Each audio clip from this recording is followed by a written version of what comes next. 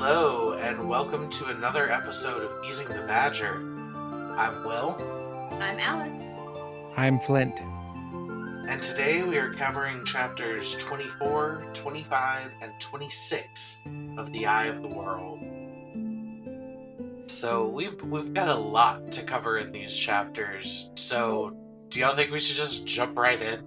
Jump right in. I think we should. All right, with no delay, chapter 24, Flight Down the Erin. The icon for this chapter is a harp, which generally indicates it has to do with Thom Marilyn. We begin with Rand having a nightmare again. He's lost in an Escher-esque maze of twisting pathways of thorny hedges and bridges between spires that are the same above him as below. And it all stinks of the wet earth of a grave. He senses movement in the distance and freezes. Striding up a distant walkway, he can see Baal-Zaman in a red cloak, his eyes of fire searching for Rand. He tried to figure out how far away he was, but it was impossible to follow the labyrinth with his eyes. He began to wonder if Matt was also here, or if there were two mazes, two Baal-Zamans. He wondered if this was like the dreams they had in Baerlon, but if so, why couldn't Baal-Zaman find him? That brought him a comfort, as small as it may be. He kept moving, though, and tried not to think of it as just a dream, for every time he did, the air would get hazy, he would get stuck in place. As he moved through the thorn hedge maze, the heat prickled his skin, and his throat was dry. How long had he been? He knew there had been 2 or 3 close calls where he had encountered Baal-Zaman, but he couldn't really remember them. That's not to think, just keep. Panting in the heat, he stopped to examine the maze wall. Thickly woven thorn bushes, brown and dead-looking, with cruel black thorns like inch-long hooks. Too tall to see over, too dense to see. Gingerly, he touched the wall and gasped. Despite all his care, a thorn pierced his finger, burning like a hot needle. He stumbled back, his heels catching on the stones, shaking his hand and scattering thick drops of blood. The burn began to subside, but his whole hand throbbed. Abruptly, he forgot the pain. His heel had overturned one of the smooth stones, kicked it out of the dry ground. He stared at it, an empty eye socket stared back. A skull. A human skull. He looked along the pathway at all the smooth, pale stones, all exactly alike. He shifted his feet hastily, but he could not move without walking on them, and he could not stay still without standing on them. A stray thought took vague shape, that things might not be what they seemed, but he pushed it down ruthlessly. Thinking was dangerous. He suddenly recalled hearing that you could get out of a maze by always turning the same direction. At the next opening, he turned right, and then right again, and then, bam, there's Baal-Zaman right there. Baal-Zaman looked surprised to see him, but immediately said, "How long do you think you can evade, boy? How long do you think you can evade your fate? You are mine." Rand stumbled back, fumbling for a sword that wasn't there, and whimpered, "Light, help me!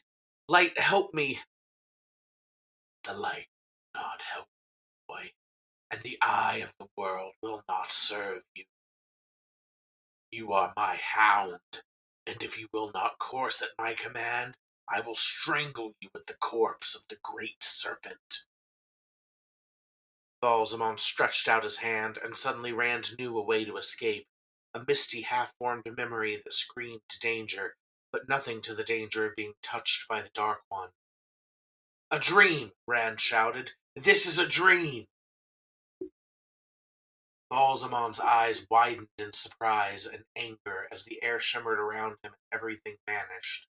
The maze was replaced by 1,000 mirrors, all showing Rand from every angle. Baal-Zaman flitted across every mirror, searching but not finding it. Rand stared into his own face, pale, shivering. Baal-Zaman's image grew behind him, staring but not seeing. The flames grew behind, raging, consuming, merging. In every mirror there was only one face, his own face, Baalzamon's face. One face. Rand jerked awake, slowly coming to realize that he was still aboard the Spray. It was over, for tonight at least. Without thinking, he put his finger in his mouth. At the taste of blood, he stopped breathing. Slowly, he put his hand close to his face, to where he could see in the dim moonlight, to where he could watch the bead of blood form on his fingertip. Blood from the prick of a thorn. In a brilliant use of oxymoron, RJ writes, "The spray made haste slowly down the Arenelle." The wind was blowing in such a way that made the sails useless, but Doman kept pushing his men for more speed. Fortunately, there were no rocks to avoid in this river, but there were shallows and shoals that needed to be avoided, lest they be grounded until help came. If it was help came. They didn't put into shore, day or night, and Doman berated his crew as sluggards the whole way.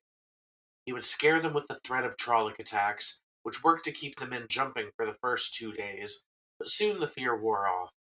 Anytime he heard grumbling about wanting to stretch their legs ashore, though, he would bring out the Trolloc weapons that had been found on board after the attack and hang them up on the mast for an hour, just as a little reminder. Rand noticed that while most of the time Thom was very friendly with the crew and joking with them in ways that boosted their spirits, he would avoid them when they started grumbling. When that would happen, Thom would secretly watch them while tuning his harp or packing his pipe. Rand didn't understand. It wasn't them the crew blamed for the Trollocs, but Florin Gelb.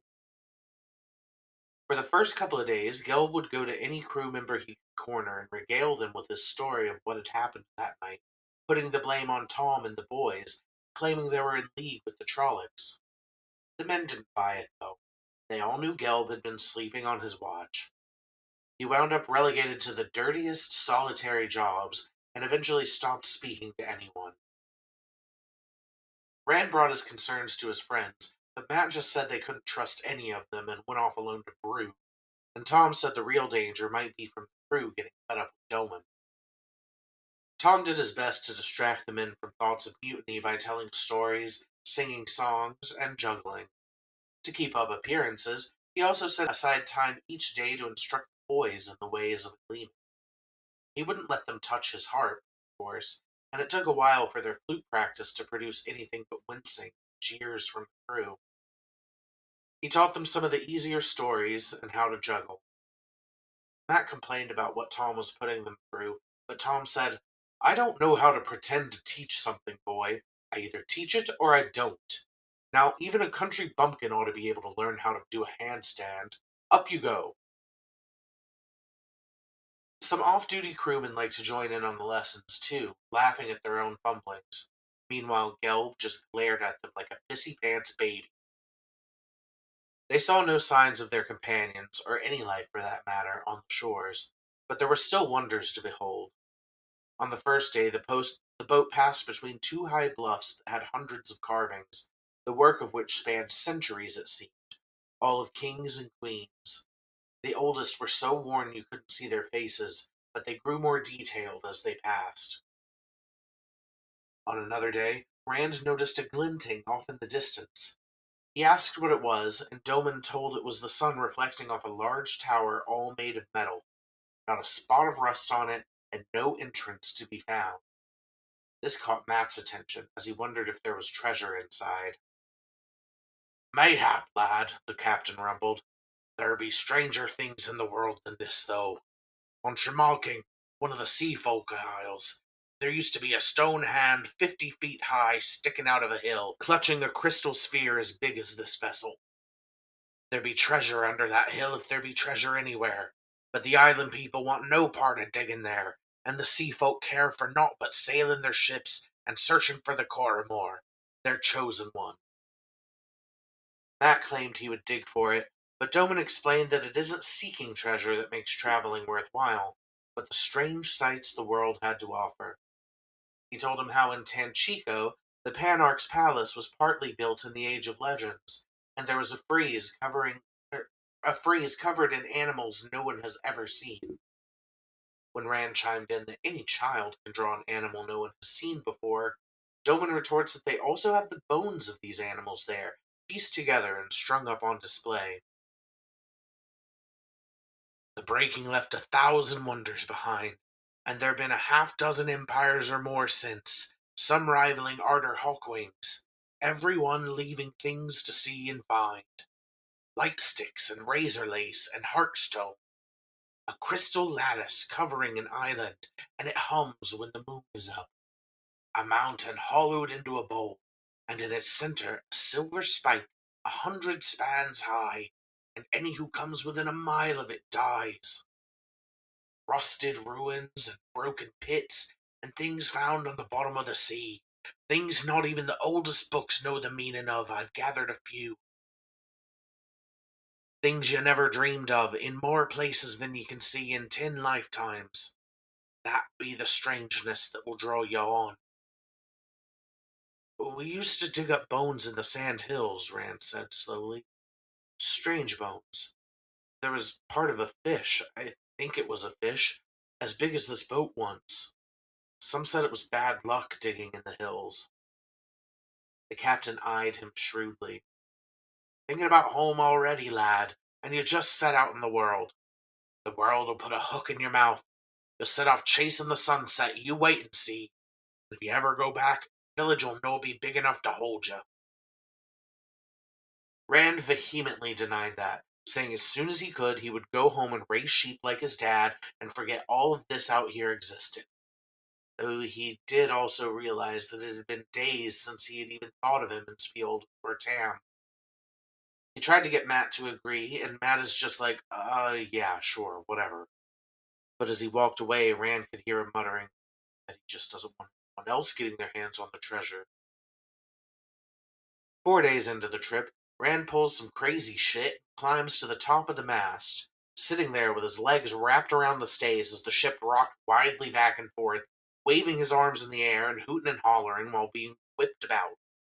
For some dumbass reason, he decided to stretch his legs out, laughing like a madman, and he managed to keep his balance for 3 whole sways, but then his dumbass falls off and he barely grabs onto the forestay, is still laughing about it. Lad, came Tom's hoarse voice. Lad, if you're trying to break your full neck, don't do it by falling on me. Rand looked down and saw that Thom had climbed up after him. When did you get up here? When you wouldn't pay attention to people shouting at you. Burn me, boy, you've got everyone thinking you've gone mad. Rand looked around and realized that everyone on the boat was looking up at him. Most gawked, but Doman had his fist on his hips and was glaring. He turned back to grin at Thom. You want me to come down, then? Thom nodded vigorously. I would appreciate it greatly. All right, I'm coming down now, he said, and leaped to a line, catching it with his knee and elbow, and slid all the way down to the deck, right in front of Matt, who had been the only person not staring up at him. He wobbled as he landed, but righted himself and spread his arms wide in the air, like Thom after completing a trick. But as the crew started nervously clapping for him, he noticed what it was Matt was examining. He held out of sight from everyone else a curved dagger with a gold scabbard worked in strange symbols. Fine gold wire wrapped the hilt, which was capped by a ruby as big as Rand's thumbnail, and the quillins were gold-scaled serpents bearing their fangs. Matt continued to slide the dagger in and out of its sheath for a moment.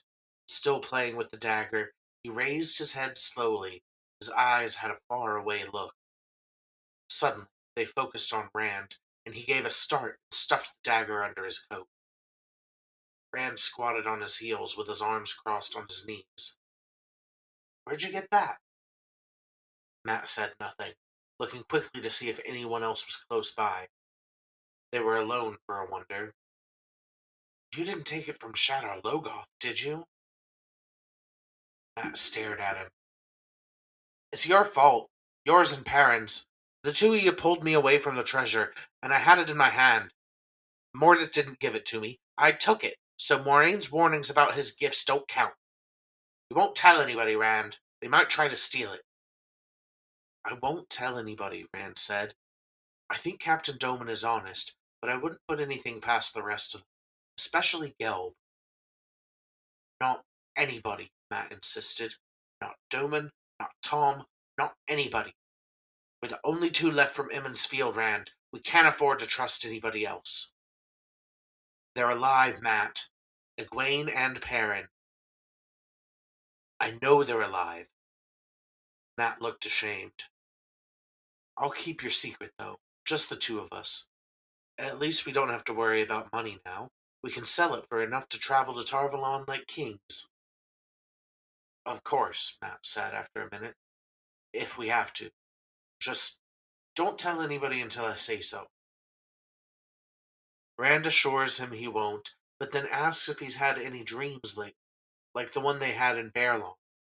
At first, Matt denies it, but he reluctantly admits that he has. But he doesn't want to talk about it or even think about it. At this point, Thom comes up and lets Rand know he convinced the captain he wasn't crazy and that this was all part of the Gleeman trade. That fool stunt at the end helped, but you're lucky you didn't break your fool neck. Rand then scanned the line he had slid down all the way up to the top of the mast where he had been sitting, and it suddenly hit him just how high he had been. Thom muses that with a head for heights like that, they could play an Ilion, or Ibudar, or even Tyr. But Rand says, no, we're going to Tarvalon. Sure, for now, but who knows what comes after.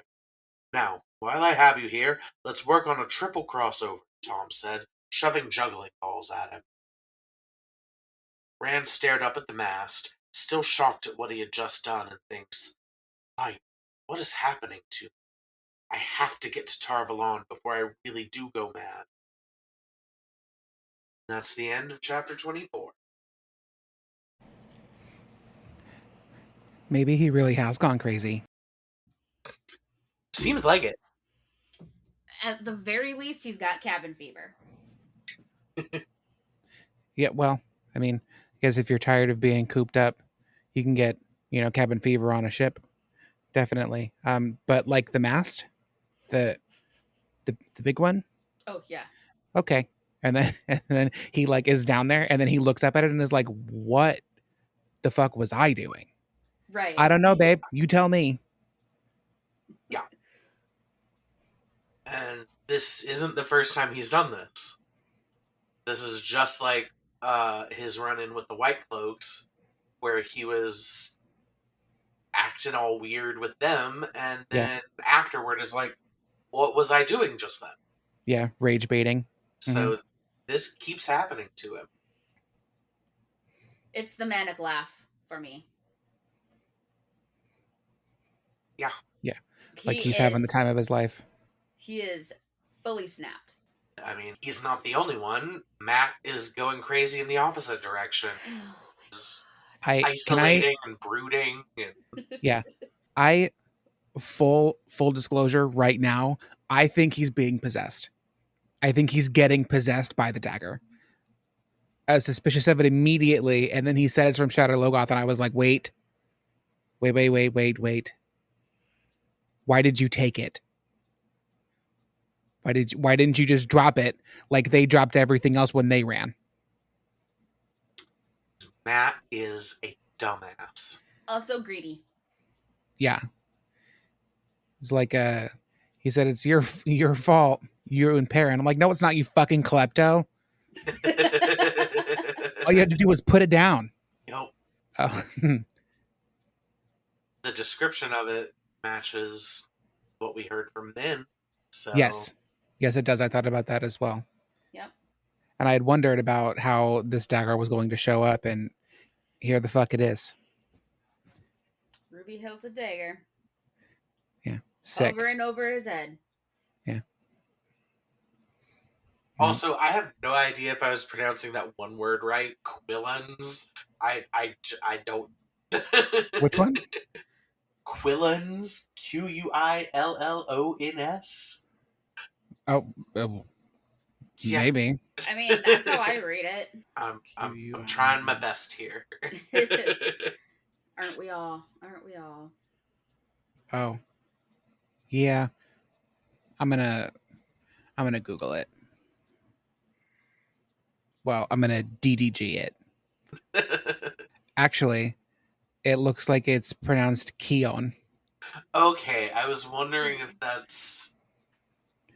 was my other option, but I didn't want to take that big of a swing and it be wrong. Yeah, for sure. Yeah, it looks like that I'm looking at Merriam-Webster.com, and it looks like the pronunciation is Keon, Okay. Learned the something arm new today. of the cross guard of a sword. Ah. Yep, that makes sense. All right.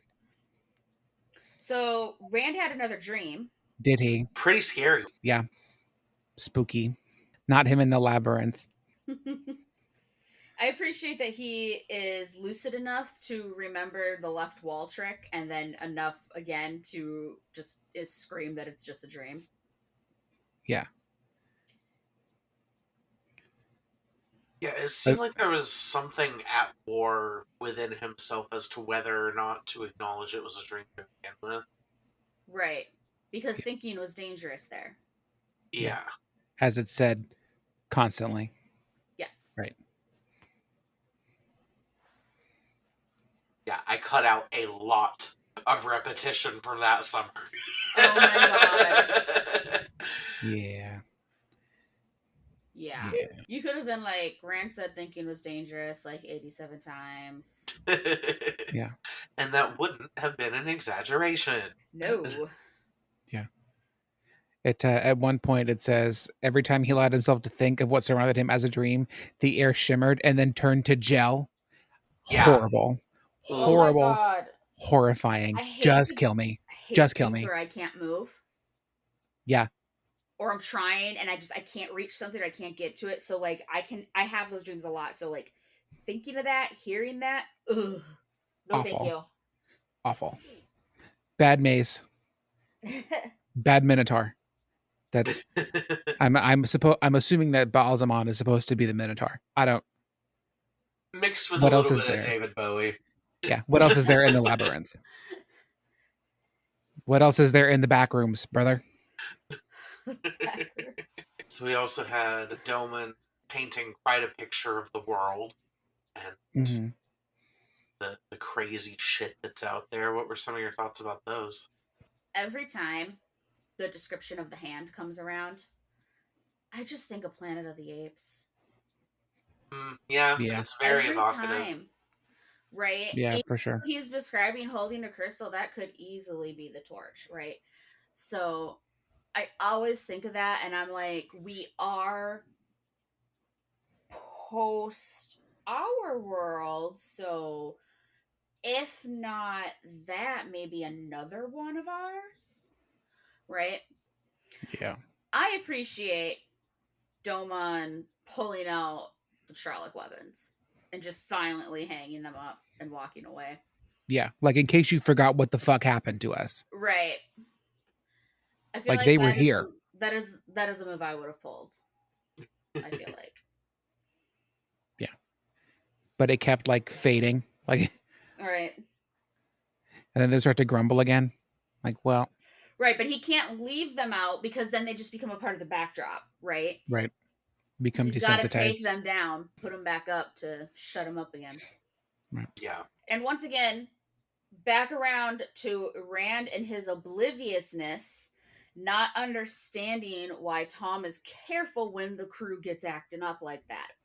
Like, hey, just in case you forgot. Okay, if it is that the Trollocs are chasing you, then the Trollocs are why Doman is putting them through hell. Right. And if you had not gone to the ship, they would not be being worked like this. Right. And Gelb can Fuck off. be the scapegoat for a while, but there's probably a limit to that. Yeah. The resentment builds. Yep. Mm-hmm. That's why Thom is doing his best to ingratiate himself with them. Right. Mm-hmm. And when he can't, he does his best to stay invisible. Yep. It makes me wonder how much farther beyond, if like how far they could go using Gelb as the scapegoat before it no longer works. I wonder, because it's, as long as he's there, you can say, sure, the three, uh, Gleeman and his two apprentices, as long as if they hadn't been there, then the Trollocs wouldn't be there either, but he was supposed to be keeping watch. Right. And if he had been, he would have seen them coming or heard the commotion and gotten them to get up and get the ship away before they could get on the ship and have the Trollocs after them. Exactly. So it could be effective for a good long while. Yeah. Yeah, and just his personality in general, he probably wasn't anyone's favorite crew member to begin with. Yeah, it seems like no. Seems like not. I mean, from what we can already gather, he is known to be sleeping on watch. Uh-huh. For starters. Mm-hmm. And it's clear that everyone thinks he's a little worm. Yep. This isn't their first rodeo with him, it sounds like. And Doman mentions previously that they ran into Trollocs up in Saldaea. So, like, what did Gelb fuck up there? Right? Because at this point, the crew is already sick of his shit. Yep. Yeah. So I feel like this could be like recent sick of his shit, and this is just the next thing in the list. Yeah. Especially since Bale is done with him after that. Yeah. 100%. I feel like Doman might be willing to overlook a first time offense, even one as drastic and like it dangerous as this one. Maybe a flogging or something and shit duties, but not a kickoff type of thing. But like Bale went straight for the gullet. He was done with him. So I feel like Gelb really fucked up probably in Saldaea too. Yeah. It's a reasonable assumption. In his speech, in Doman's speech about what pulls you to the next horizon, I really appreciated, he doesn't seem like he's in it. Like finding treasure is nice, of course, but he really just wants to go see stuff. Yeah. He's already seen that there's a bunch of weird shit out there and he wants to go see more of it. Like, yeah, that's, part of the fun of traveling anywhere is seeing what on earth is going on. Right. He's down for the adventure. And seeing the curiosities, finding local landmarks or statues or whatever the fuck that big metal tower is. Right. I don't know.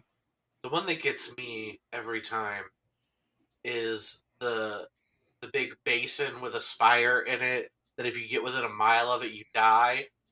How do you know? Who is reporting that? It's got to be... What? It's easy. It's two people. One gets close enough and the other one stays back, and then they watch the first one die and then they run away. They were just walking single file and the first person dropped. Yeah. And they were like, so what the fuck? Like, how big is this thing that you can see it from more than a mile away to know that if you get within a mile of it, you die? We don't know what this basin is surrounded by. Maybe there's a mountain or giant hills that you could see it from. Right? I don't know. Other high vantage points more than a mile away. A mile's not, all things considered, really that far of a distance to see if you're given the right vantage point.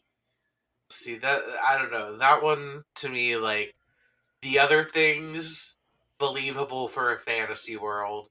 That one, I think he's just being a pirate telling tall tales. I mean, sure. It's, there's anything like that, real pirates, real life pirates here, told the same kind of stories. Right. Things to make you fear and respect the ocean. Although, for the record, Bale Doman is not actually a pirate. Right. He just talks like one, because everyone in Ilion does. Get ready for the doobie-doos. I can't wait. I can't wait. He's so much fun. More Illioners. Yeah. Bale Doman is so much fun. I can't wait to get a million more of him. I love that. He is one of my favorite characters. I think he'll be one of yours too.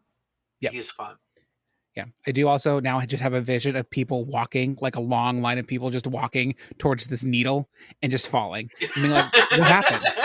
What do you think that was? I don't know. Go check it out. Okay. What do you think that was? I don't know. Go check it out. Okay. Don't.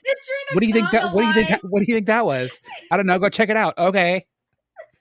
How many times did it take before they realized like it was the spire that was causing it, and they just kept like walking? What if it's not the spire? What if the spire's really in that power, and if the spire wasn't there, that would be like a bit greater distance. Ooh. What if it's just mines? Has nothing to do with it at all. No, you just kept it on mines. The mines are there to protect the spire. Yeah. Right. Or there's just a big crack in the ground. Oh You my god. just fall in. Just drop. They're dead.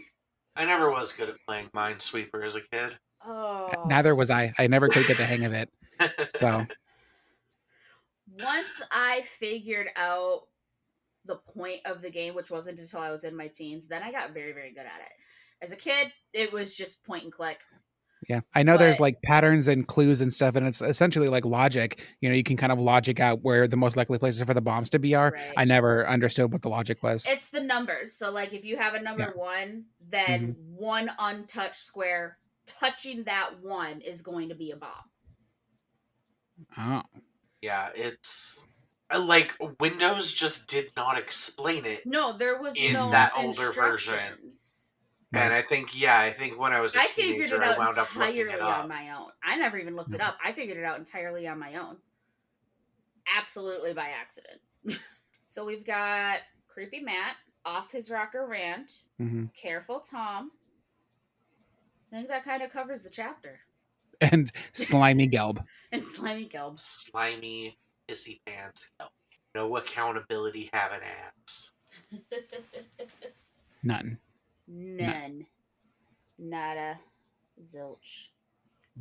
Where Rand like gets down and then looks up and then realizes how high up he was, and then what he had done to get down. It was like my immediate thought was me when I space out while I'm driving, and then remember that I'm driving. Yeah. Oh yeah, and then you're like, how did I get over here without crashing? I have been piloting a 2-ton hunk of metal and not even paying attention. Yep. That's not safe. Yup. And then I turn the radio off and I just drive in silence until I get home. Like that. Yeah. Oh yeah. I am mortal and very fragile. Okay. Got it. Muscle memory can be a very dangerous thing. Mm-hmm. When I was in my late teens, early 20s, I lived out in the middle of nowhere, and so my job was like 20 miles away from where I lived, and I drove on a really long stretch of country road to get home. And sometimes I was so tired after work, like I legit would pull into the driveway and not remember the entire drive home. And I'm like, oh, that's terrifying. Yeah, that's... What was my brain doing? How did I get here? Right. And I'm sure it's your brain like conserving energy for more important things, or doing whatever processing it's doing at the end of the day. But it is like, hey, I do need to be present here. Yeah. This does require concentration. I do have to know what I'm doing. And like, honestly, what if somebody else was here? What if there was another car?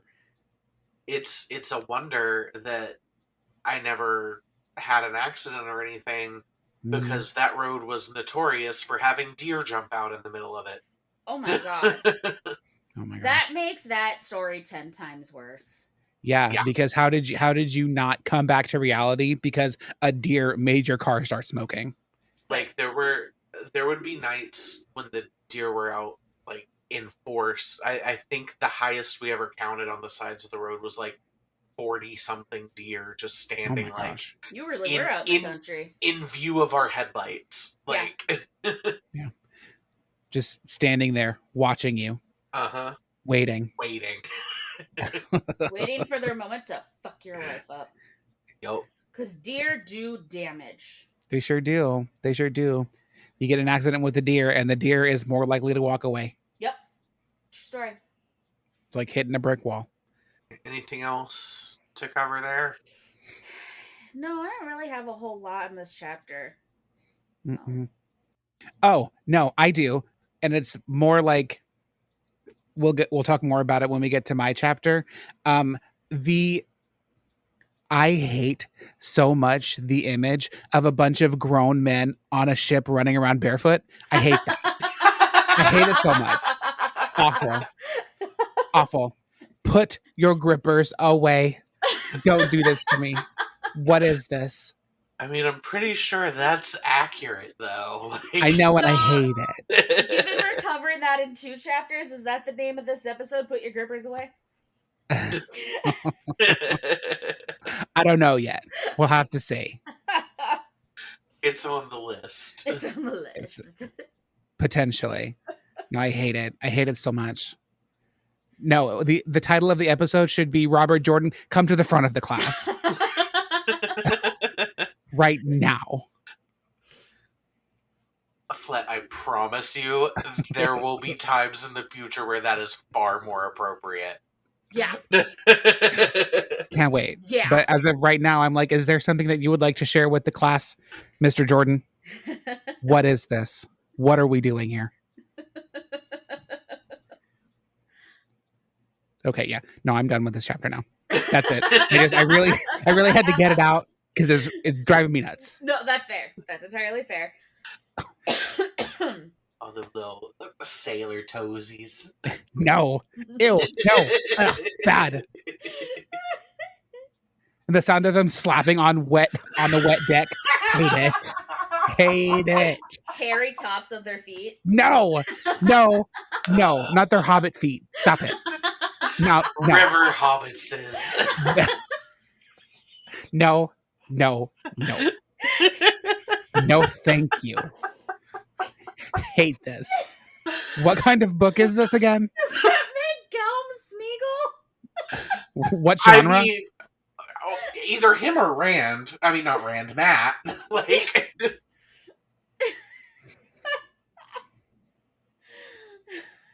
oh man. I'm not sorry, Flint. That was funny. Yeah, no, that's fine. But now I'm done. all right, hard cut to the next chapter. Yeah, Right. let's Skirt. erase that mental image from Flint's mind and move on to chapter 25, The Traveling People. So the chapter icon is the leaf, which we've seen many times before. Icon represents Nynaeve, as well as in this chapter, Traveling People, which it is named for. So we begin with Perrin, Egwene, and Bella traveling with Elias and the wolves. Outwardly, Bella appears calm. Perrin can see that the whites of her eyes are showing. She is anything but. And Egwene isn't doing much better. She keeps whipping her head around, looking for the animals, trying to watch for them, but angrily denies that she is worried or fearful in any way. Perrin can tell that the rest of the pack was far off, but didn't think that she would believe him or that it would do any good if she did. So he kind of observes to himself that Elias sometimes looks like a wolf in his own movements. And yeah. So that first morning, they wake to find Elias cooking more rabbit with Dapple and Hopper and Wind hanging out. No other wolves were to be seen, and Egwene asks where they were. Elias replies that they're around, close enough to help if needed, but far enough away to avoid any human trouble they may meet. Perrin has a moment of knowing where the other wolves are before stopping himself and then immediately losing his appetite because homeboy can't face reality. As they prepare to set out, Egwene insists that all 3 of them take turns on Bella. Perrin agrees mostly to shut her up, but says that she has to go first. She says okay, and then tries to get Elias to agree to ride after her, and he says no so firmly and with a stare of his golden wolf-like eyes that it makes her back up all the way to Bella and mount out of fear. So, hard no from Elias. So they travel for about 3 days, stopping only at twilight, and during this time, only Dapple, Hopper, and Wind are with them, when any of the wolves appear at all. Perrin can tell when they're scouting ahead or watching the back trail. He can also sense when they've left the pack's territory. And that Dapple sends the rest of the pack back to their hunting grounds with only her and the other 2 continuing on with their group of humans. And even when well out of sight, Perrin can point out exactly what direction Dapple and the others are in. He tries to convince himself that it's only his imagination, but he knows it's not. Um, his dreams are now free of nightmares. He dreams more ordinary things, but in every single one of them, there is always a wolf nearby. Direct quote from the book. Always the wolf's back was to him, and always he knew. In the dreams, it seemed normal course of things, even at Elzebeth Luhan's dinner table, that the wolf's yellow eyes were watching for what might come, guarding against what might come. So, in the late afternoon of the third day, they approach a large stand of trees that seems to be roughly 4 miles across or so. The sun's working on setting, and Perrin can feel the wolves begin their return back to the group. It's time to start looking for a place to camp. As they approach the trees, 3 massive mastiffs come out of the foliage, on guard, growling, teeth bared, putting on the show that mastiffs are supposed to do because they're big, scary dogs. But they make no move to attack. Bella freaks out, nearly unseats Egwene as Perrin brings up his sling in an attempt to send the dogs scattering. Elias waves a hand to stop him, just as Egwene gets Bella under control, and Perrin lowers the sling to watch Elias as he whistles a high note that brought down the dog's guard. He then whistles a lower note that brings them into submission. See, Elias said, walking to the dogs, there's no need for weapons. The mastiff licked his hands and scratched their broad heads, and he scratched their broad heads and fondled their ears. They look meaner than they are. They meant to frighten us off, and they wouldn't have bitten unless we tried to go into the trees. Anyway, there's no worry of that now. We can make the next thicket before full dark. Still patting the dogs, Elias studied the stand of trees. There'll be Tuathawan in here, the traveling people. They stared at him blankly, and he added, Tinkers. Perrin expressed some excitement at the prospect of seeing Tinkers, commenting that they camped across the river from Tarn Ferry, but that they never came into the 2 rivers, though he didn't know why. Egwene states that it's probably because the Tinkers and the Tarn Ferry folk were all thieves and who would just rob each other blind, before she asks Elias if they should move on if there are Tinkers here. While they don't have much else, she does worry they might steal Bella. Elias says they don't steal any more than other people, and less than some he knows. Perrin says he thinks it's a good idea to camp with them for the night, as it'll be dark soon, asking if there's a reason they shouldn't. Elias reluctantly agrees to staying with them and tells the others to follow his lead and keep their secrets. As the dogs accompany them into the trees, Perrin can sense that the wolves have contempt for the dogs, as they have given up their freedom, essentially. And the wolves fall back. They don't enter the trees with them. Elias walked surely, as if he knew the way, and near the center of the stand, the Tinkers' wagons appeared, scattered among the oak and ash. Like everyone else in Emmons Field, Perrin had heard a good deal about the Tinkers, even if he had never seen any, and the camp was just what he expected. Their wagons were small houses on wheels, tall wooden boxes lacquered and painted in bright colors, reds and blues and yellows and greens, and some hues to which he could not put a name. The traveling people were going about work that was disappointingly every day. Cooking, sewing, tending children, mending harness, but their clothes were even more colorful than the wagons, and seemingly chosen at random. Sometimes a coat and breeches, or a dress and shawl went together in a way that hurt his eyes. They looked like butterflies in a field of wildflowers. Perrin takes note of a handful of people playing music, children and dogs, more mastiffs, running around and playing around the cook fires. As their group is noticed, the music and noise dies down. For a moment, there was no sound at all. Then a wiry man, gray-haired and short, stepped forward and bowed gravely to Elias. He wore a high-collared red coat and baggy, bright green trousers tucked into knee boots. You are welcome to our fires. Do you know the song? Elias bows in the same way, both hands pressed to his chest. Your welcome warms my spirit, Mahdi, as your fires warm the flesh, but I do not know the song. Then we seek still, the gray-haired man intoned. As it was, so it shall be, if we but remember, seek, and find. He then invites them to join their meal, which is almost ready. With this, the camp returns to its previous state of noise, laughter, and music. Their greeter anxiously asks Elias if his other friends will stay away, and Elias replies that they will, and he should know that by now. Elias also names the man, Rayan. Rain leads them through the camp. Egwene and Perrin ask questions and learn Rain is his name, but Madi is his title. It means seeker. They also learn about the odd greeting and the song that was discussed. That's why they travel, Elias said. Or so they say. They're looking for a song. That's what the Mahdi seeks. They say they lost it during the breaking of the world, and if they can find it again, the paradise of the Age of Legends will return. He ran his eye around the camp and snorted. They don't even know what the song is. They claim they'll know it when they find it. They don't know how it's supposed to bring paradise either, but they've been looking near to 3,000 years, ever since the breaking. I expect they'll be looking until the wheel stops turning. They reach Rain's wagon and fire in the They reach Rain's wagon and fire in the middle of the camp, where they meet his wife, Ela. She's plump and gray, but still smooth-cheeked. Perrin observes that she has a motherliness about her, like Mr. Salvier, and had him feeling welcome from her first smile.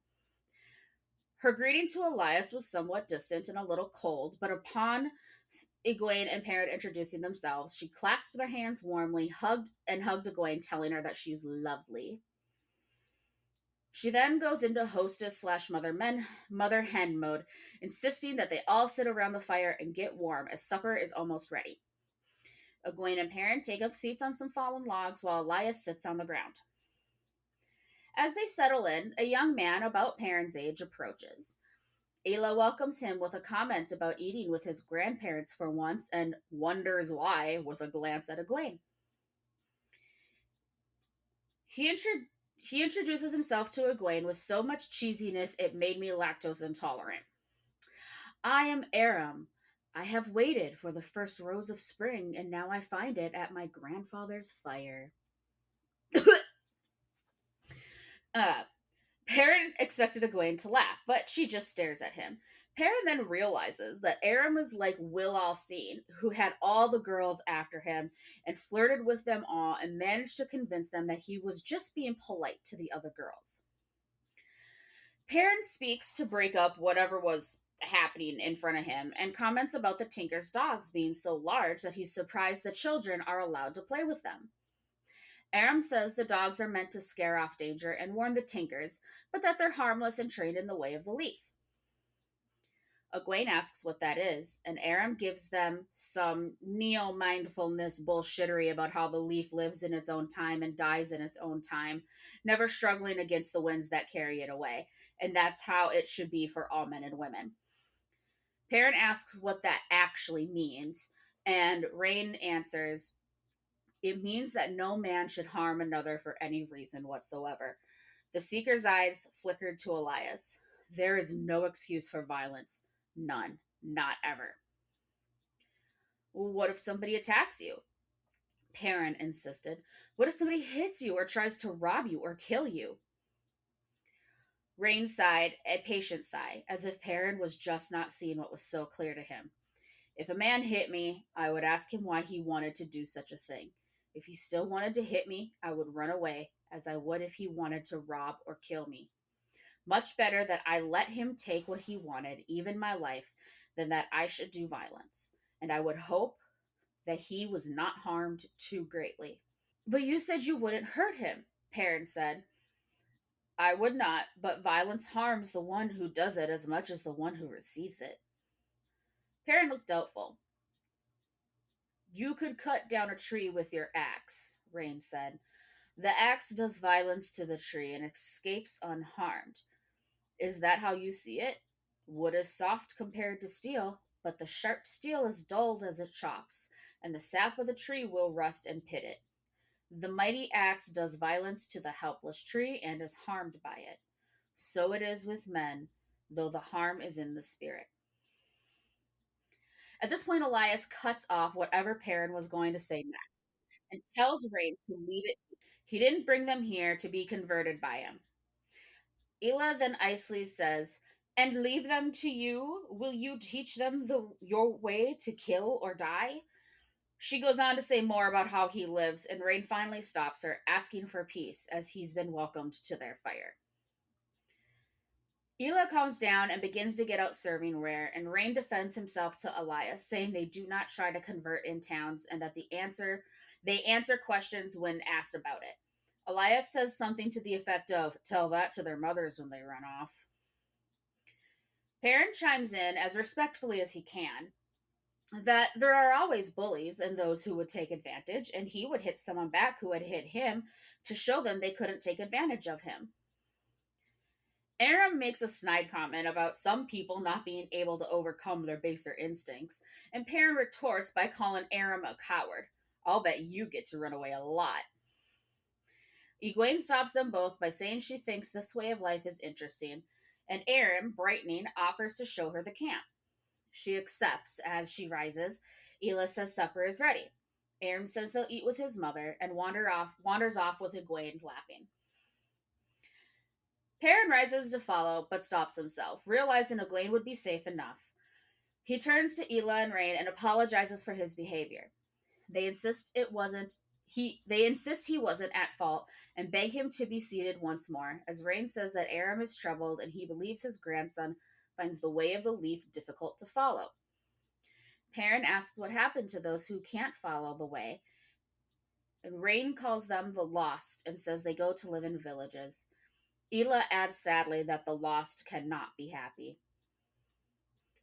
They eat supper, Perrin emptying 3 bowls of Ela's good stew, Elias emptying 4.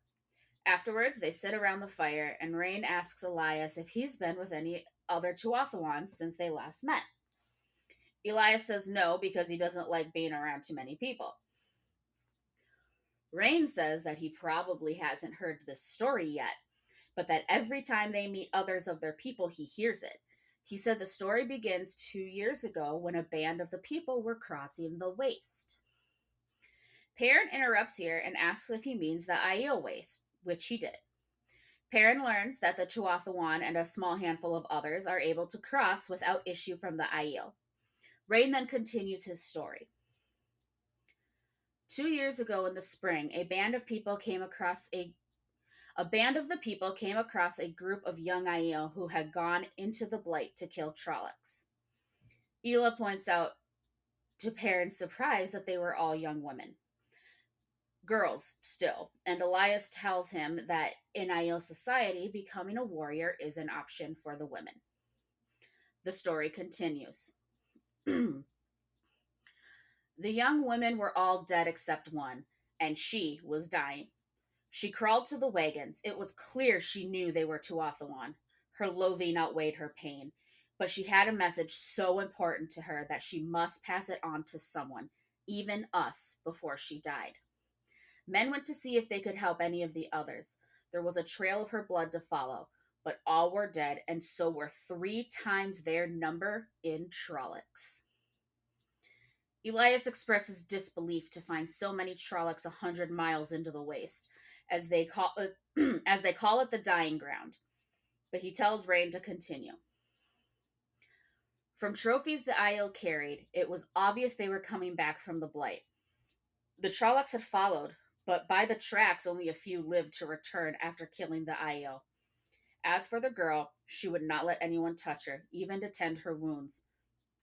But she seized the seeker of that band by his coat, and this is what she said, word for word. Leafbringer means to blind the eye of the world, lost one. He means to slay the great serpent. Warn the people, lost one. Sightburner comes. Tell them to stand ready for he who comes with the dawn. Tell them. And then she died. Leafblighter and Sightburner, Rain added to Perrin, are Aiel names for the Dark One, but I don't understand another word of it. Yet she thought it important enough to approach those she obviously despised, to pass it on with her last breath. But to who? We are ourselves the people, but I hardly think she meant it for us. The Aiel? They would not let us tell them if we tried. He sighed heavily. She called us the lost. I never knew before how much they loathe us. Elias then muses over this story and suggests, since she was dying, that she may have been out of her mind. Rain says that she knew what she was saying, and then when he saw Elias walking into camp, he had hoped he would be able to give them the answer, since he was. And here Elias cuts him off with a hand motion, prompting Rain to finish with, was friend and knew many strange things. Elias stated with finality that he didn't know about this, and the conversation ended. Perrin started dozing off, thinking about the message and what Rain had actually been going to say before Elias cut him off. His mind was just starting to wander and think about the Aiel girls when Egwene returned. Perrin goes to meet her at the edge of the firelight. You've been gone a long time, he said. Did you have fun? We ate with his mother, she answered, and then we danced and laughed. It seems like forever since I danced. He reminds me of Will Alcine. You always had sense enough not to let Will put you in his pocket. Aram is a gentle boy who is fun to be with, she said in a tight voice. He makes me laugh. Perrin sighed. I'm sorry. I'm glad you had fun dancing. She then flies to him, hugging him and clinging to him, crying. Perrin awkwardly pats her back, thinking that Rand would know what to do, then tells Egwene he really is sorry. Egwene replies by asking him to tell her that they're still alive. Perrin is slightly confused by this shift in Egwene, and she pushes him back to arm's length and clarifies that she needs him to tell her that Rand and Matt and the others are alive. Perrin says they are. She says good. That's what she wanted to hear, then kisses him on the cheek and says goodnight. She and Ela then go into the wagon together as Perrin thinks that Rand would understand, but he certainly didn't. In the distant night, the wolves howled, the first thin sliver of the new moon towards the horizon, and he shivered. Tomorrow would be time enough to worry about the wolves again. He was wrong. They were waiting to greet him in his dreams. And that is the end of chapter 25. So we learn a lot in this chapter. Mm-hmm. We learn about traveling people known as the Tuathawan, which I think is such a fun word to say, by the way. I think it's probably like my favorite quote unquote made up word in this whole story, in the whole Mm-hmm. series. So fun to say. We learn about the way of the leaf, that it's taught even to mastiffs who are meant to essentially guard their camp. Um, and we learn of this message from the Aiel girl. So there's a lot here in this chapter. Yes. Yes, indeed. It's chapters like this that really make me want um like this world to be like real so that I could have anthropology and sociology and history about it. Yes. Everything about this is so interesting to me. Like from the second that they started talking about the Tinkers and Elias, because Egwene says that they all steal, they're all thieves, and I was like, is this more anti-Semitism? That's crazy. It's not. But and then Elias says, yeah, because they steal everything, even babies. Like not baby snatchers. Oh my god. No, no. But then he says that they're travelers, right? The traveling people, they travel all the time, and then they get to the camp and their houses are essentially just like mobile houses on Yeah. wagons, and they all wear bright colors and they play music. I'm like, these are Roma Yep. people. They're Roma. These are Romani. This is Romani coded. Yep. Yep. Very much that. The word Tinkers is basically the G word. Yeah. Okay. Interesting. But now understanding how it's coded, you can also go back to understanding why Egwene's like they steal everything just like the people in Tar and Fairy do. Yeah. Right. It's Even though she herself has absolutely no experience with them either. right. Right. One of the easiest ways to demonize a people is to call them baby snatchers. Uh-huh. You know, it happens with Jewish people and blood libel and sacrificing Christian babies, and it happens with Roma, and it happened with like QAnon. It's like the fear of losing your children to like the ether is a Mhm. persistent like point of paranoia that has constantly historically been marshaled into prejudice, which is then turned into discrimination Yep. and legalized institutional racism and things like that. It's one of the big ways they demonize LGBT folk. Like, it's it's a very common tactic. It is. Yeah. Yeah. But it's really is fascinating. I want an anthropological study of this. These right here, these people, the traveling people. I want sociology. It's what you're asking for is I think the same thing I'm asking for, but you're putting in more eloquent terms. I always want to know more about backstories and other civilizations that we like only briefly touch on and things like that, right? Mm. I too yearn to know so much more about the Tuathawan and why did the Aiel call them lost and That all these other things. because immediately I wondered if they are the same people or like a sister people, and then there was a schism because why else would they both refer to each other as lost?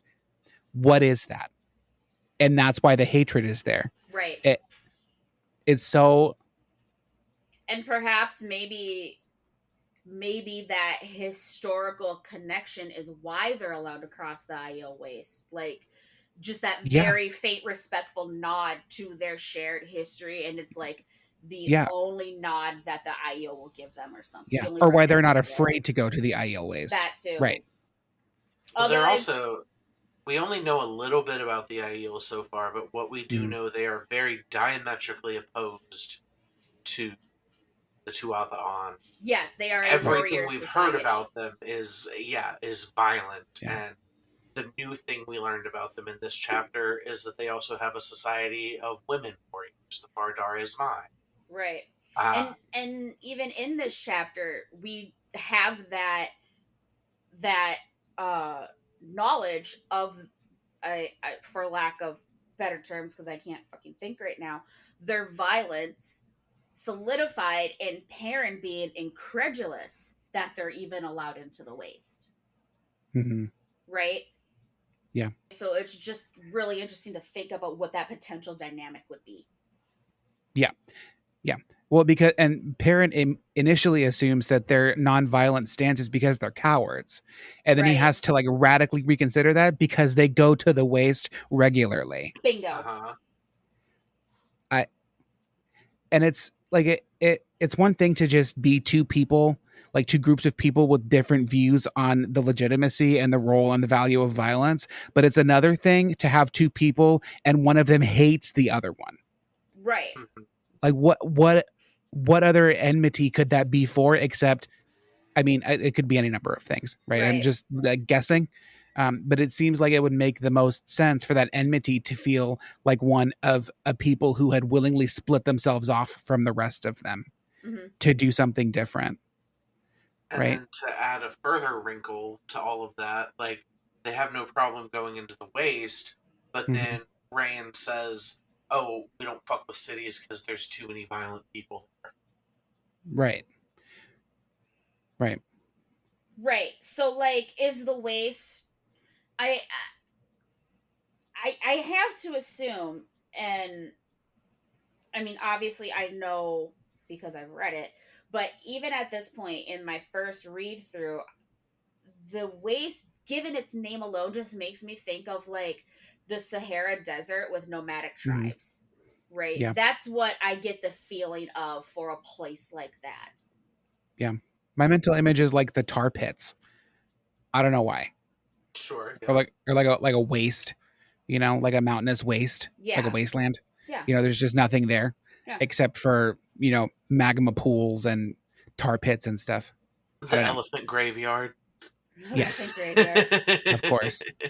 Speaking of to go back just for a second, when Rand finds out that the stones in the maze are skulls, goth as fuck, actually. That's cool Right. as shit. I'm sorry. Give me the hyenas, you coward. Yeah. That's so goth. That is so hardcore. Absolutely. That's aesthetic. But yeah. So it's like I said, I don't know where else it would come from, that kind of enmity. And then because you hear the term the lost that they use to describe people who don't follow the way of the leaf, and then immediately find another group of people that uses that exact term against them. I don't know.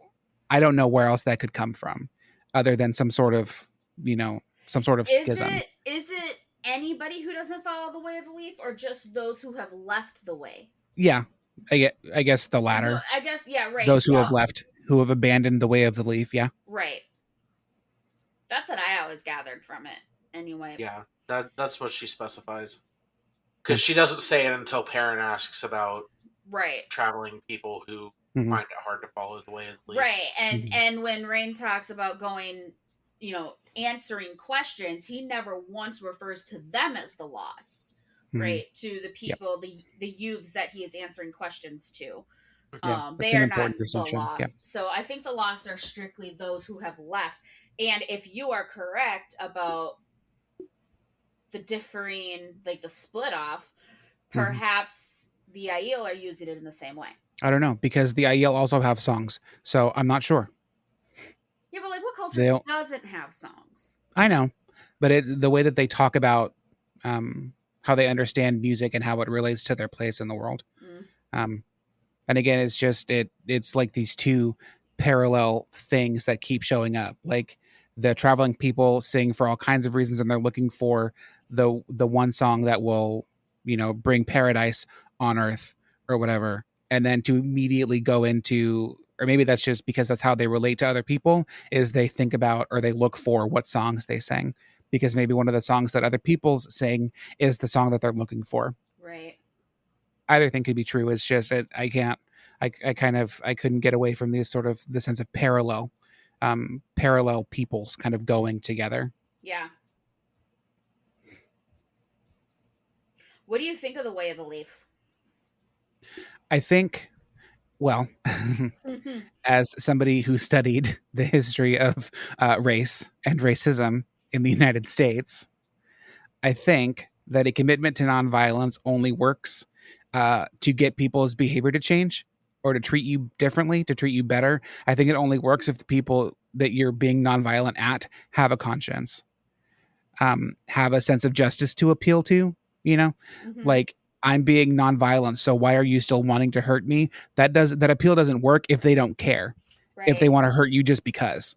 Right. So if they want to hurt you just because, then what do? You can run away, sure. But what happens when you can't? Or what happens when it's not you that they're threatening with violence? And what happens if the other person, what if it's your wife? What if it's your son? What if it's your grandson? Yeah. What if they can't run?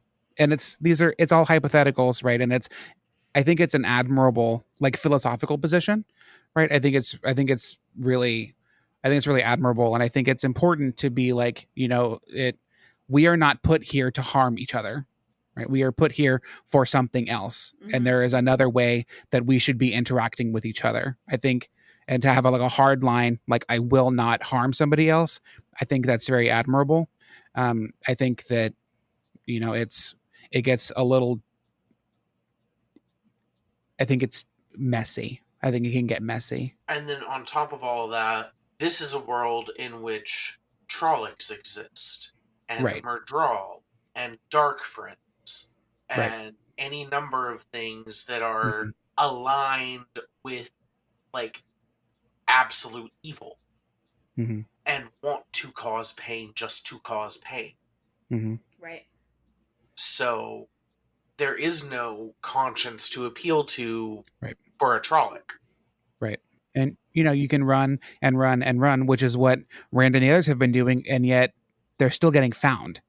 Yep. Like, it keeps happening, and so then the violence is still there. Or the threat of it, I guess.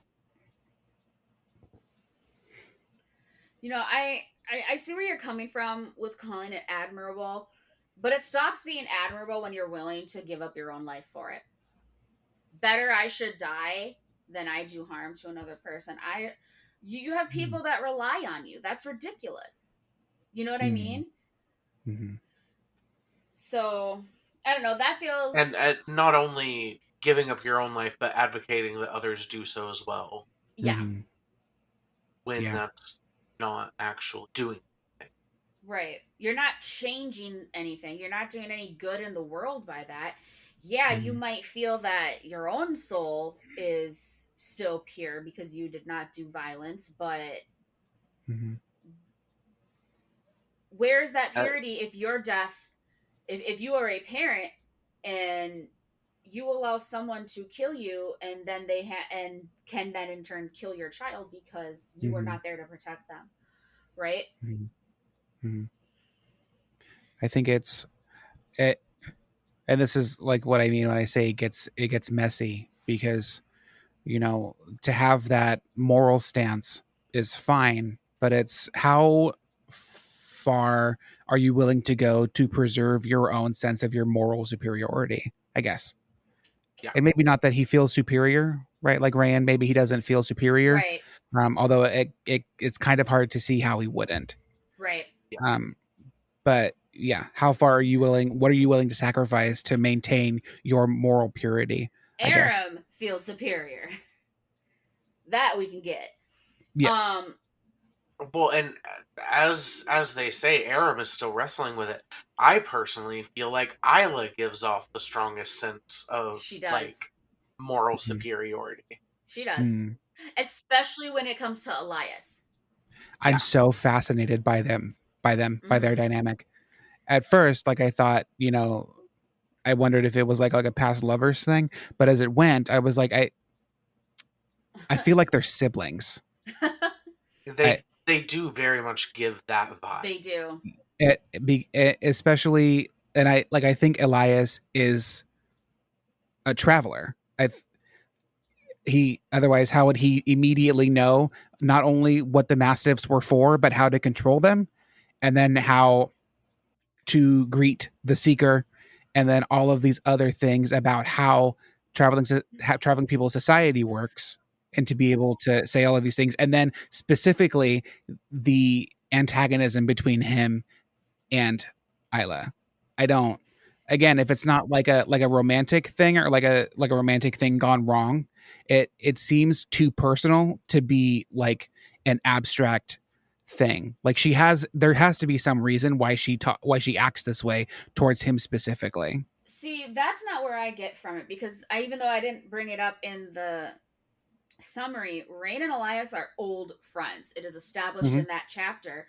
So Hmm. they've known each other a long time, and I don't think Elias is a traveler because I mean he is a traveler by way of how he lives his life, but he's not a Tuathawan. I don't think. I think he simply learned their ways over the course of his life, especially being friends with them. And I think Isla's issue is the amount of killing and violence that goes into his life living with the wolves, Mm. and that they are just quite diametrically opposed. And if you Mm. read into like Elias's own tone, I get the very, very strong vibe that he has been extremely critical of the way of the leaf, and Isla has taken that personally. Mm. Right? That's how I see it. Yeah, I mean, I think that makes sense too. I don't know. I'm just going off of what I see. Right. Yeah, Plus, there's I think also that makes like sense. when they first encounter them, Perrin asks, "Are these friends of yours?" And then Elias is like, "I know them." Yeah, Yeah. yeah, He doesn't really even claim them as friends. They're just people he has encountered frequently. I don't think yeah, Elias would claim anyone as friends other than the wolves Yeah, that's yeah, also true. because he doesn't yeah, like people. yeah. Well, I mean, I have to wonder what his life was like before he became like a wolf brother, Right. because But it's presumably Ray and Ela knew him before the wolves. It's entirely possible. It's very clear that Rain cares very much for Elias. Mhm. Rain considers Elias a very good friend. Maybe I would say a very dear friend, even if Elias doesn't view it the same way. Yeah, You I would know, interpret it that way too. him asking his wife to stand down, please. He is a guest at our fire, or he's been welcome to our fire. Like, there's pain in his voice, and that's mentioned a couple of times in that chapter in different words and stuff. But it saddens his heart to see his wife and his friend at odds. So, one thing that is not brought up, Perrin tries to bring this up, but he doesn't do it right. When he says, if someone hits me, I hit them back. But you can defend yourself and prevent a strike without harming another person. So there's no mention of like blocking, of like self-defense in a non-harmful way. And I'm very interested to know why the Way of the Leaf seems to ignore that. Because Rain says, if he wishes to do it, I would run away. He doesn't say I would, defend myself or protect myself. They could very well do like that whole Jackie Chan movie style where he doesn't do a direct attack, he just redirects what his opponents are doing and make them hurt themselves. But making them hurt themselves, I think, would be against the Way of the Leaf. I don't think they're about loopholes. Well, and it's because it's not only nonviolence, it's non-resistance, which is, I think, what frustrates maybe Aram and also Perrin. Maybe that's what Perrin doesn't understand. I didn't think about that. The non-resistance is you're dead right. You're dead right. Because like the leaf doesn't resist where the wind takes it, it just goes. Right. So, whatever it takes to cause the least ripple and the least resistance is what Rayan, for example, would do. That's why he says run away instead of defending himself, because it's still getting involved in an altercation. And that's not, he's a little something like adjacent to a pacifist. I'm just not quite sure what. Yeah, that makes more sense. But if to commit yourself to that kind of a lifestyle would be really difficult, and I could see why you wouldn't want to be around people. Around people in cities. Right. But it's, violence can exist anywhere. So, you can run and run and run. I think they're aware of that, though. I mean, like they mentioned, they have the mastiffs to warn them of danger and to scare off potential danger. So, I mean, I think given the way they live, they are very aware that nowhere is 100% safe from violence. Well, and it's, to pursue nonviolence in a world where everybody accepts violence as a legitimate tool for political or interpersonal purposes. Wherever violence is a legitimate tool, that means that the threat of violence exists anywhere.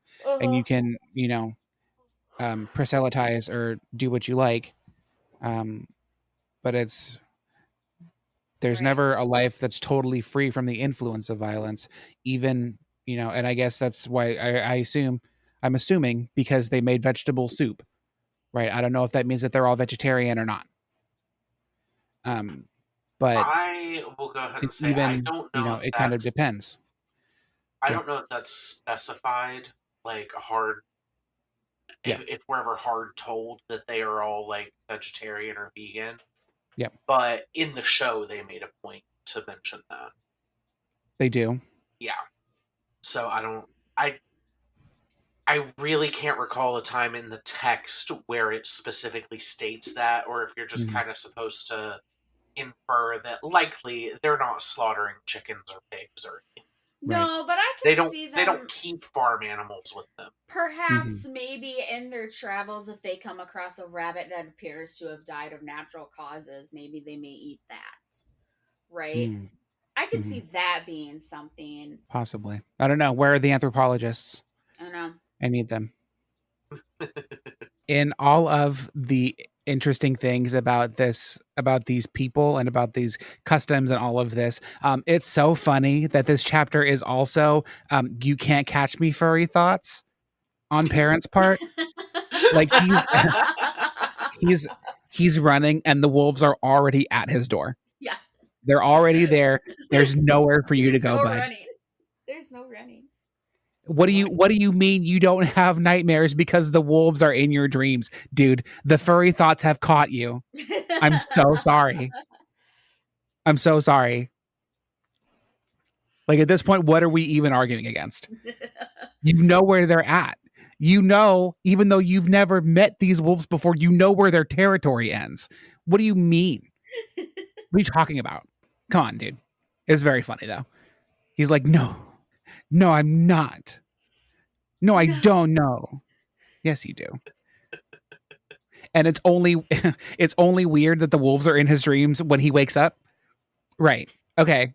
Yeah. Otherwise, it's perfectly natural during the dream itself. Right. Even though he's conscious enough to acknowledge it in the dream. Yeah. In my dreams, I dream of furries. Right. Okay. Like, it's fine. Just, just own it at this point. Especially if it means that Balsamon can't track you like he is Rand. Yep. Like, I'll take it. Wolves or evil incarnate? I mean, I did hear that the evil incarnate was kind of attractive. I did hear that. I believe. I do believe that is the first thing we learn about him from Rand, I think. If I remember it right. Like, oh no, don't catch me. I would hate that. If he looks anything like the actor that plays him in the show, I'm just saying. From the perspective of someone who works with animals, animal behavior and stuff, what the fuck are they feeding the mastiffs? That's to get them, yeah.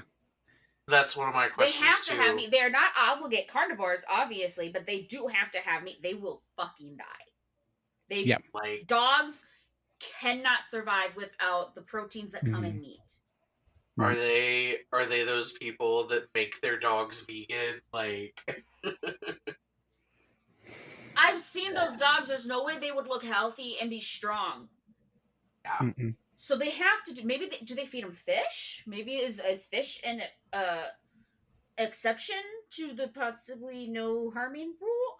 Or do they maybe keep chickens for eggs and they feed eggs to the dogs? That is a thing. I actually, side note, I follow this fantastic ranch and they've got several Anatolians, and well, he's no longer their youngest because they just got a fourth puppy. But the previous youngest one has a bad habit of stealing eggs out of the chicken nests. Caught on camera all the time because they've got cameras all over. It's really funny. But yeah, I could. That would be an actual legitimate possibility. Mm-hmm. Yeah, because mastiffs are big. Biggins. Big dogs. Big old boys and girls. Pepper does not follow the way. No, she does not. Pepper is absolutely a redheaded Aiel.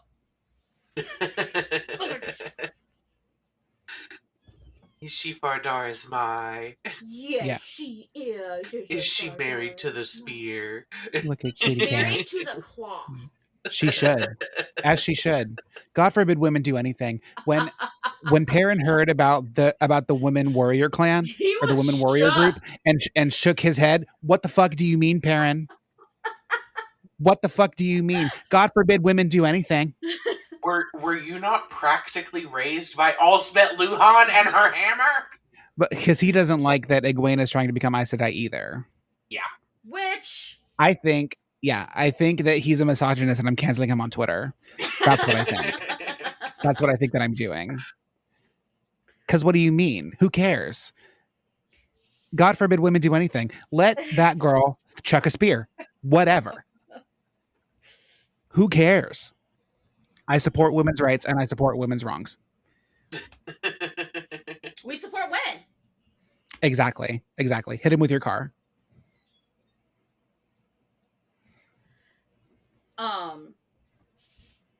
Something else about Perrin that caught me in this chapter is his protectiveness, defensive, jealousy, whatever it is, over Egwene with Aram. Mm-hmm. What the fuck is that?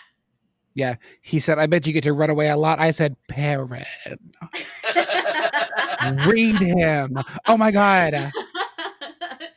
Right after you finish berating him You're over here like, read him, yes. Yeah, absolutely. Multiple things can be true. One thing Aaron I was am always down for, one thing I am always here for is throwing shade. Absolutely. Every single time. That was It's going to get me. It was so deep too. Like, It was. oh, your mouth must make people want to punch you all the time. Because you're doing it to me right now. That's crazy. Wow. Your mouth runs away with you too. Yeah. Right. And then right afterwards, he turns around and apologizes to the adults. Yeah. He's like, you know and what? He's the My only bad. one of the 3 boys who would have. Mm-hmm. Oh, yeah. Matt never. Yeah. And Rand just wouldn't think of it. Like, if he thought of it, he would, but he wouldn't think of it, so... But Perrin's like, you're an asshole. I'm sorry for calling your grandson an asshole. And they're like, no, he kind of is. It's fine. He deserved it. Just like, that boy is troubled. Yeah, troubled. Tell us how you really feel.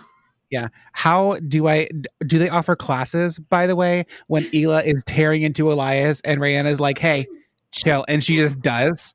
What? Girl, do you give classes? I would love to just not give a fuck like that anymore. To be like, you know what? Whatever. That's fine. Maybe he stopped her because she was about to do verbal violence. Yeah. I bet. He knows his wife well enough to know when to shut her up. Or try to anyway. Yeah.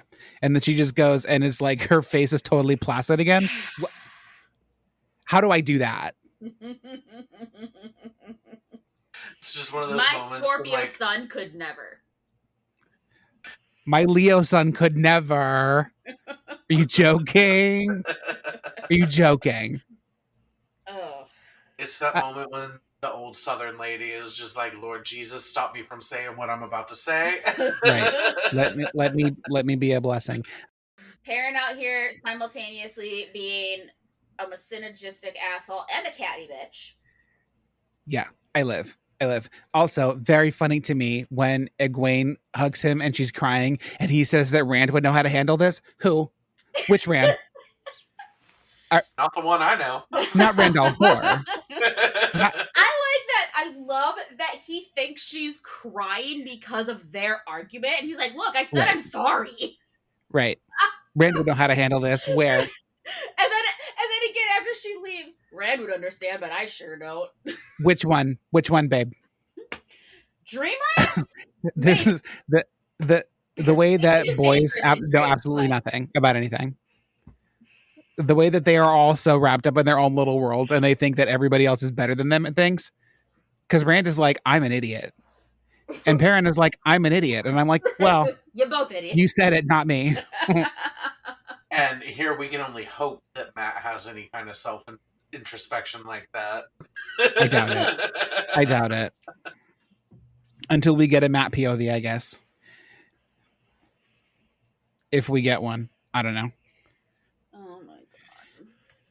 Yeah, no. I cackled out loud. Something else. Yeah. No, I cackled out loud. It's my favorite joke in the series. It just goes on. Yeah. Can we talk about Egwene trying to bully Elias into writing Bella? And how it absolutely didn't work. He said, I said no. Shut it down. Yeah. She's like 18 and she's talking to this man who's old enough to be her father, trying to force him to do what she wants. Yeah. And he's just like, let me remind you, I am a wolf. Right. I said no, girl. Right. And she said, ooh, you right. Never mind. Let's go, Bella. Like, at that point, if I were her, like, I wouldn't even have Perrin writing. I would just stay on Bella. Yeah. And to be honest, I don't want to is enough of an argument on its own. But the fact that he knows that Bella doesn't like him is even better. Because why would you put Bella through that stress? Right. Why would you stress out our queen like that even more? She's already struggling. Why would you do that? Leave her be. Ugh. It's like Egwene trying to do what she thinks is right to the detriment of others. Well, I think she's used to dealing with. I think she's used to dealing with and traveling with people who don't think about things the way that she does, and so she assumes that she is automatically the most competent person in any situation. Plus, she's Maybe used. not automatically, Well, but she's the habit is She built grew in up her with the to have a boys. solution and then to just kind of stick to the solution. All it is And the she boys grew do up it. with the boys. And the She boys grew do up it. They bullying do it. them. Yeah, they do what she And- tells them to. Yes. This is also just Two Rivers culture. Right. Like, Yeah. this is Emmons Field culture. This is Yeah. what they do. Right. Yeah. You The know, women run the show, whether the men think so or not. Egwene is the youngest of like 3 or 4 I girls. think it's 4. I think she's got 3 older sisters. So she has a lot of women to look up to, also Nynaeve, Her mom, who go her around sisters. bullying men, and so that's what she knows to do. And we all know that she has spent time with Mistress Luhan. She has to have. Yeah, boss babes. Because Master Luhan spends a lot of time trying to run things with her dad, so she's probably spent a lot of time with Elspeth.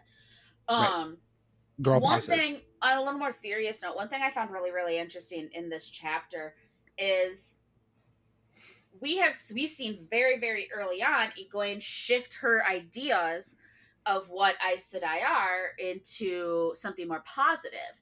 But she did not learn from that experience not to prejudge the Tuathawan. That's true. Yeah, that's true. And it makes me think of the idea, that eventually you can like stop learning, or that if you want to, like, eventually there's like a level of woke that you get to that you don't have to do work anymore, and that doesn't exist.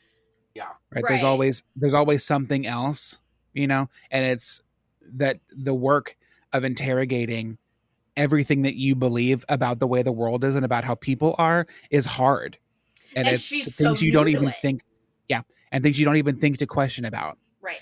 Because especially when it comes from adults who taught you that as a child when they were the absolute authority. Right. There are still things that my parents told me when I was a kid that I just assume are true now, until I'm like, that's not how that works. And I know that. But because it came from an authority, then it became part of like the structure of how I view the world. Right. And so that dismantling takes a long time, and it never ends really, and it's hard. Yep. Like, what do you mean it's not illegal to have the overhead light on in the car? What do you mean talking doesn't scare the fish away?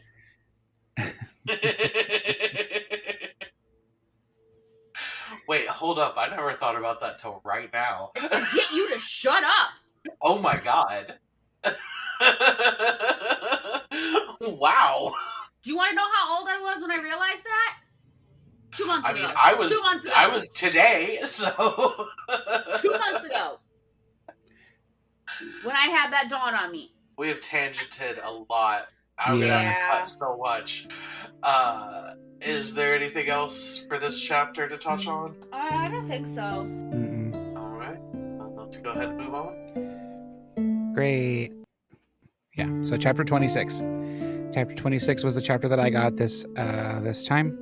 It is called Whitebridge, and the chapter icon is a harp once again. We know that chapters with this icon have something to do with Thom, or maybe Gleeman in general. This chapter was long as fuck, and it stressed me the fuck out. I hated it. It made me really glad I learned how to read when I was a toddler. It was so fun. Reading is so fun. Okay. The chapter opens with Matt practicing the wind that shakes the willow on Thom's flute. To put it diplomatically, he could use some more practice. To put it less diplomatically, Matt is ass and also balls and also shit at playing the flute. Thom says at least they can work on Matt's juggling, since he's apparently less ass and balls and shit at that. Rand points out that they're not really trying to become Gleeman, it's just a cover until they meet up with Moiraine and the others, so he's not sure why Thom is being so serious about this. Rand has no respect for the trades. But Thom just says that there isn't anything to guarantee that any of the others are even alive. And as far as they know, he's right. Matt pretty much says so as well. What if they are dead? he asks. We have to accept facts, right? The conversation ends for the moment, though, as they hear the call from the lookout. Whitebridge. Whitebridge ahead. Before going to see, Rand stares at Matt because why would Matt even say something like that? They have no choice but to believe that everyone is okay. But then this Hayden-ass voice in Rand's head is like, are you a hero, Rand al'Thor? Are you a hero, sheep herder? Like, it's not just for potential heroics that he wants to believe that his oldest friends are alive. You weirdo. Get a life. As they get closer to the docks, sailors run all over the boat, bare feet thumping on the deck as they gather ropes and cables and stuff. They round a bend in the Arenal, and there they are. Whitebridge. Hey, did you ever wonder why the place they're going is called Whitebridge? Well, don't be shocked when I tell you this, but it's because of the big-ass fucking bridge there. The bridge, and again, please do not be shocked, is white. The White Bridge. So there you go. More than twice as high as the mast of the spray, it seems to glow in the sunlight. Looking all of one piece, the bridge dwarfs the town surrounding its eastern foot, even though Whitebridge, the town, not the bridge, is much larger than Emmons Field. Nobody seems to be sure what the bridge, not the town, is even made of, though Thom says he always thought it was a remnant from the Age of Legends, made by Aes Sedai. Rand thinks on this for a second before the hater in his head pops up again, just for a second, and he sees something like a shadow move through the structure of the bridge. Rand turns to Thom, forcing a laugh, and says that they made it, with no mutiny even. Rand, babe, why would you say that out loud, in public, where the people you're talking about can hear you? Before the boat even finishes docking, merchants come from black carriages wearing velvet coats and silken cloaks, accompanied by servants carrying money boxes. They don't even get a chance to say anything before Captain Doman, who remembers everything, kicks Florin Gelb's useless ass the fuck off his boat. Period, sir. With no support from the crew, Gelb goes to the quarters and gathers his things before being kicked out to do what he will. Rand, Matt, and Thom prepare to leave as well, and Rand picks up the sword he'd refused to use to pay for passage. The surge of homesickness he feels makes his eyes sting and my heart break. Poor kid. He still never asked for any of this, by the way. On the docks, only a few people were out, a mix of workmen, fishermen, and some townsfolk who wanted to see the first new boat of the year. No Egwene, no Lan, no Moiraine. Rand says maybe they didn't come down to the dock, and Thom says maybe.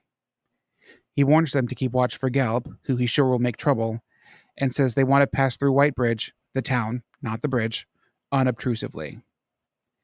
He then promptly goes against his own advice by wearing his Gleeman's cloak off the boat, through the docks, and into town. But before they leave, Doman asks Thom to keep on the spray to Ilion. When Thom points out that he doesn't think they can afford passage that far, Doman throws him a purse full of coins, the value of their fare and some payment for Thom's services. He offers the same amount as payment for traveling with him further on.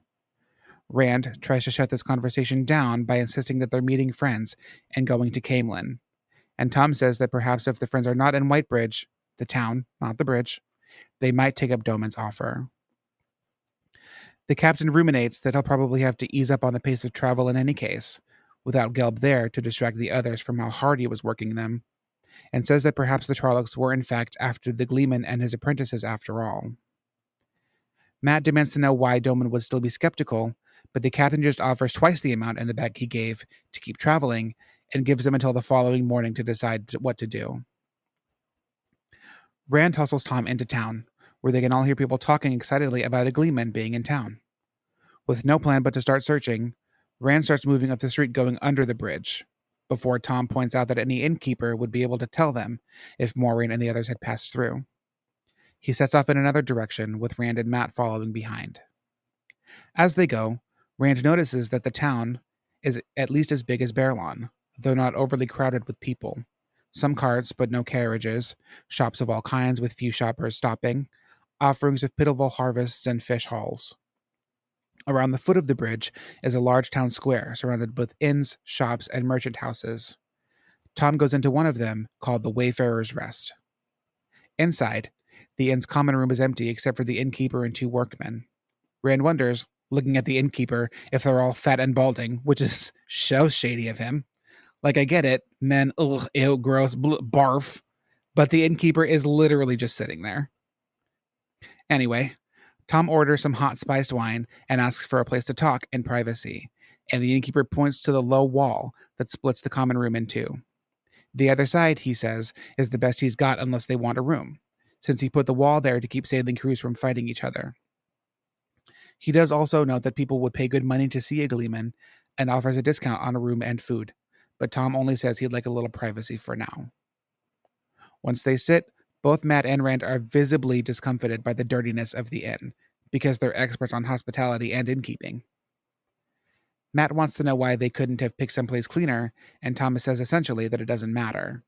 They're here for information, and if they can't get what they're after at the Wayfarer's Rest, there's no info to be found anywhere. The innkeeper comes by then with the wine and makes another offer to get Thom to stay and perform, but Thom just asks about any news. The innkeeper, Barton, gets distracted talking about his bunions and his corns on his feet. But he did say that he had big news when Thom asked, and Thom means to hear it. Turns out the news is in fact quite big. Logain, the false dragon who can use the one power, has been captured. Aes Sedai had been involved, of course, and Barton says, spitting on the ground twice, because Aes Sedai tui. They were taking him to Tar Valon, allegedly stopping at every village and town, including Caemlyn, along the way to display him, which actually is so metal of them. Real, is this your king? Energy. But perhaps it's necessary, since the previous false dragon had just been some guy. Logain can use the one power, which is much more serious. Rand, riveted, notes that Padden Fane bringing news of Logain to the 2 rivers had been the biggest news in years, worthy of stories to tell for years afterwards, to generations afterwards. Thom, Mr. Eyes on the Prize, steers the conversation toward the type of people Barton might have had stopped by his inn. The innkeeper says someone from Ilion came with a proclamation he intended to take all the way to the Mountains of Mist and beyond, if he could, proclaiming a hunt for the Horn of Valir to prepare for the end of the world, the final battle with the Dark One. Thom softly recites part of the great hunt of the Horn to himself and seems to space out. Rand takes this opportunity to ask about their friends, whether any strangers have come from the west. The innkeeper, suddenly wary, asks what their friends look like, and Thom snaps back to where they are before Rand can say anything and takes over, giving just brief sketches of their companions. After hearing these descriptions, the innkeeper tells Thom that perhaps it's better he doesn't stay after all. In fact, if he's smart, he would finish the wine and leave Whitebridge. The town, not the bridge. But Thom isn't easily dissuaded. He wants to know who else has been asking about their friends. And the innkeeper says that a week prior, a Weasley fellow came over the bridge, talking to himself and asking about some of the same people. Though neither Rand nor Matt can think of anybody they know fitting the description of Weasley and crazy, Barton goes on to say that the man asked about the fighting man and the woman in silk, and 3 country boys. Clocked, I fear. The crazy guy was only one of the people asking about their friends, though. Barton says the second was dressed all in black, and kept his hood up so you couldn't see his face, but you could feel him looking at you. Y'all about to run a fade, I fear. The second guy in particular also mentioned another woman and a white-haired gleeman. Thom! T-clocked? Thom says he surely isn't the only gleeman that's old, which, fair. But Barton insists that he hasn't seen anybody matching any of those descriptions at all, before giving Thom his money back and telling him to just get the fuck out. Thom suggests that they now might have good reason to go back to the spray, but Rand insists that they stay in Whitebridge or go to Caemlyn. Thom tries to argue that circumstances have changed. Barton will absolutely rat them out to the Fade, for example, or the fact that the Murderall already know that Rand and the others will be heading for Caemlyn, so their pursuit could be lost going somewhere else. But Rand is set. To be fair, he does point out that not only are the Murderall likely to find them wherever they go, case in fucking point, here's one in Whitebridge, the town, but maybe also the bridge, if that was the shadow that Rand thought that he saw. And going to Tar Valon is also the best chance they have of escaping their dreams, or at least understanding them. Thom tries next to turn to Matt for support, but Matt only says that he and Rand can look after themselves. Thom, angry though he's laughing, dares Matt to tell him to go and mean it, and Matt does, though Rand realizes with a shock that he's gripping the dagger he took from Shatter Logoth and might even be planning to use it. They're all distracted then by laughter coming from the other side of the wall. Laughter at a story about Trollocs.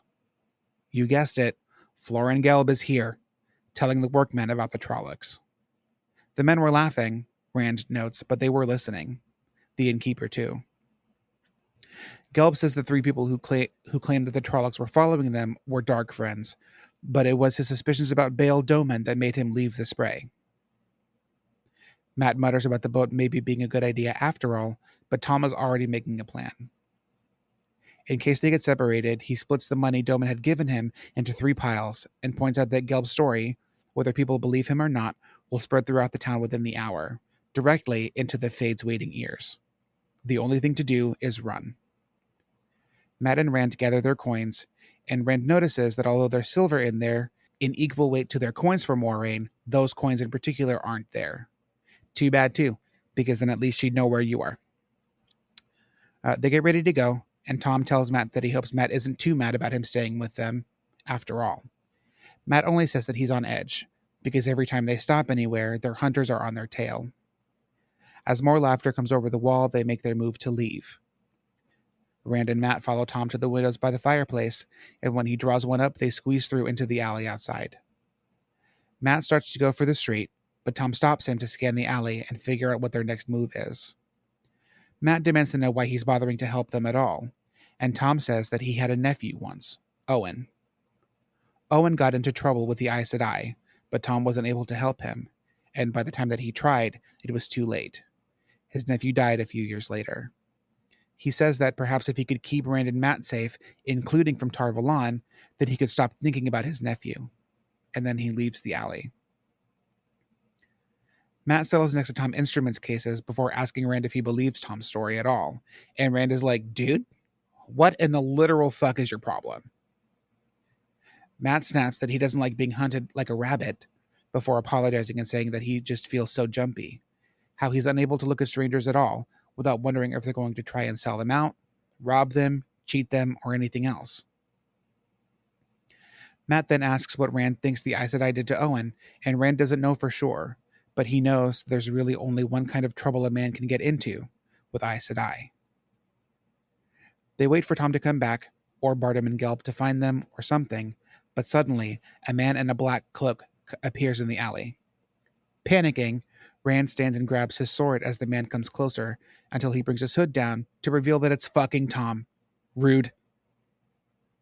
Rude as fuck.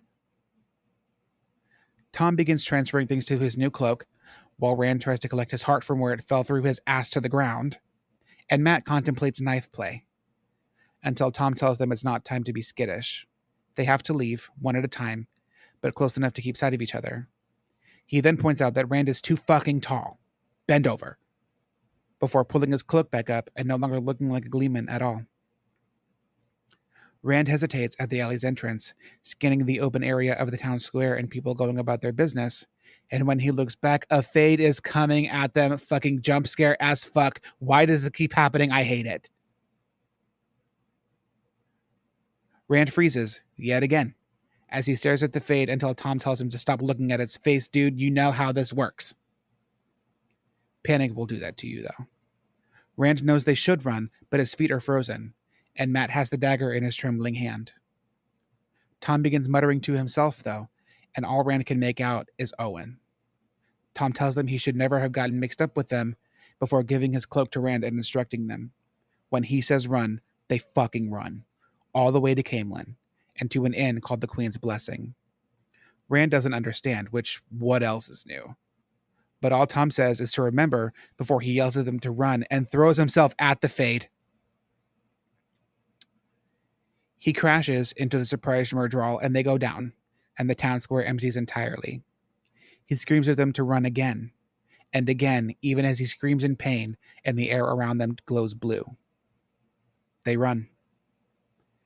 People are panicking everywhere as they go, and Whitebridge is full of chaos as people try to get away, even those who don't know what's happening. Heading for the town gates, Rand crouches down to heed Thom's advice, though they blend in fairly well with all the other people fleeing through the gates. They keep running. They run until the other people fleeing with them are gone, and Whitebridge, the town, and the bridge are out of sight. Only then does Rand fall to his knees for a moment in the middle of the empty road, though Matt tries to spur him onward. All Rand can say is Thom's name as he clutches the Gleeman's cloak with the instrument cases inside. Matt says what I know, even though I don't want to know it and I want something else to be true, that Thom is dead. But Rand argues back, saying that Matt thinks everyone else is dead too, but how could they be if Fades are still hunting them? Matt concedes this point, but not Thom. They saw what happened. The same thing could happen to them if they stop running. Though hoping, halfway expecting to see Thom appear after all, the road is empty. To Camelin, then. The Queen's blessing in Camelin. They start walking again, silent. Sometimes Rand looks back behind them, but the road stays empty. And the chapter ends. I hate this. Rip Thom Maryland. We hardly be. Stop. I should have fucking known. We got a smidgen, a drop of lore about Thom, and he immediately died. I'm pissed that I didn't see it coming. I was like, oh, I want to know more about this. Nope. I get nothing. Sick. Yeah. The worst. You should have seen my reaction. I was so upset. I think Will was laughing at me when I had my reaction to it. So, like, I understand your anger and your pain.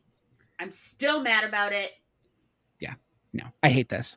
I hate it. It was so stressful. And it was at the end of a long as fuck chapter also. Thanks, I hate God it. damn it. It wasn't a good chapter, though. Yeah, it was. Like, there's a lot going on there. Yeah. But to stick with Thom for a minute, what can you gather about his nephew's situation from what was said? Well, I've only ever heard about men who get in trouble with Aes Sedai is because they can wield the power and it drives them insane. So then they get gentled. And it's the gentling, I think, that kind of drives them in, that ruins them or something like that. I looked at the glossary, but I haven't really like kept that at the forefront of my mind. I just know that it's not great. You can either, it's like there's no winning. Like you flip a coin and both sides are like, you might as well just die. Because either you go insane or you go insane. I don't know. Right, but one is you go insane and kill others. The other is you go insane and just die on your own. Like, that's literally your only option. Neither one is good. Very tragic. Yeah. But yeah, that seems to be the implication there. So that makes sense why he has such a vested interest in protecting these young men. Yeah. And why he does not like the Aes Sedai. Yeah. Which most people don't, but it's personal. Right. Like, he's got a valid reason. We gotta stop talking. I was going to say, not only did you talk at the same time, I think you said the same thing. Yeah. It keeps happening. Okay, so let's talk about this jump scare fade that Flint doesn't like. I fucking hate that he does that. Can you imagine, if I had a nickel, like, having to watch that on, like, a movie theater screen? No. You know what it's giving? It's giving Slender Man. Yes, because that's exactly what they were Very doing. that. Stop doing on me. I guess I should say it's Slender Man is giving, merge roll. Yeah. No, it's just that you turn and there's nothing there, and then you turn and he's fucking there. Stop. I hate it. And this is first the fucking hallway, now the alleyway. Where are they gonna pop up next? You don't know. I have like a phobia of being like stared at by unmoving faces, except they're moving towards me. It's like throat clogging, like panic attack. I hate it. And this isn't even... So then that's the only way that fades ever show up. Stop. Yeah, pretty much. This is terrible. This is my worst nightmare. Yeah. It sucks. I hate it. So Florin fucking Gell. This little shit mother. This raggedy ass worm. Not even good enough to fish with. There he is. and not him lying about Doman. Yeah. Don't ever in your life lie on my girl like that. Never. How much do you want to bet that they're laughing at him not only because of the wild stories, but also because Doman has such a good reputation in Whitebridge that no one fucking believes He that must. anyway. Yeah, he must. Or Probably. something. Like, they were waiting for him, so... Yeah. Yeah, and they were all excited to do business with him. Like, never in your life. Me when I lie. Stop. Stop right now. Claiming that He's Bale's a dark friend. He's atrocious. Bale would never. You never. I like that they, like, slink out a window. Yeah. That's hilarious. Just whoop. Because the only other option is to go out the door and have fucking Worm Tongue over here point them. That's them! You know? Yeah. Yeah. Literally, it's okay. It's Scott Pilgrim. The scene of Scott Pilgrim, he went out. Yep. Just, Gone. Just through the window. Yeah. Gone. Speaking of slimy little worms, who do we think it was that was traveling with the Murdral, asking about the gang? I immediately wondered if it was Fane. The way that you asked that means that there's somebody else obvious that I'm missing, I think, but I couldn't think of anything else because of how he's described when they encounter him again, and I think in Berlon. I don't recall if we ever find this out for certain. Oh, okay. We might. I think, and it's just not coming to me. But they allude to it. I think Fane is a good guess. Or I maybe believe word is getting out among dark friends that like I believe I don't information know off the top of my head comes along that circles back and they allude to that. Yeah. And who it was. Yeah. Well, because it could be a dark friend, but I didn't. I guess I didn't assume that it was, because the way that they talked about it, I just assumed it was like two separate people asking about the same thing, but like independently of each other. Yeah. Especially because the first guy wasn't asking about Nynaeve and Thom. Because at the same time, like last we saw Fane, he didn't want anything to do with any of them. Right. So why would he be asking about them? Right. And so that's why then I thought it was like it, because it says he like acted like he wanted the answer, but then like he didn't care about the answer. Oh yeah, yeah, that's a good. And it was like really important that he knows, but then it's not important at all, and making all these crazy demands on people and stuff. So I just assumed that it was, because he's been running away on foot since Winter Night. So I just picture him running away in some kind of mixture of like, like the crazy Kermit gif, but like combined with the Jack Sparrow run. Mm-hmm. That's how I picture him running. Yeah. Fleeing. Can't change my mind about that because it makes me happy. That's fine. And we know he's a little off his rocker after seeing him in, Berlon, so yeah, I'm justified. Yeah, that's fine.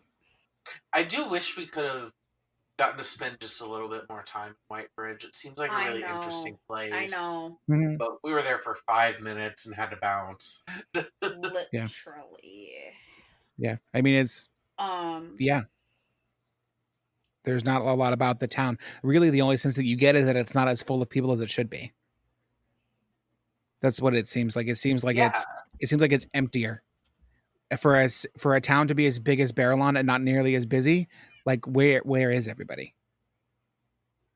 That's a really good question. That's a good question. That seems, and if it's, because it was a hard winter and whatever, then, that's fine. But it like not every, but it's like constantly being pointed out that, at the docks, there's nobody there. Right. Right. There's a couple of workmen, there's a couple of fishermen gathering nets, and then there's the merchants who show up. And then they're going through the city, they're going through the streets, and there's like only carts, no carriages. Practically empty. So, and it's, there's shops everywhere, but nobody's stopping at them. There's nobody like shopping. Any of the people who are, they're not buying anything because all of the stuff is like shitty. Right. Yeah.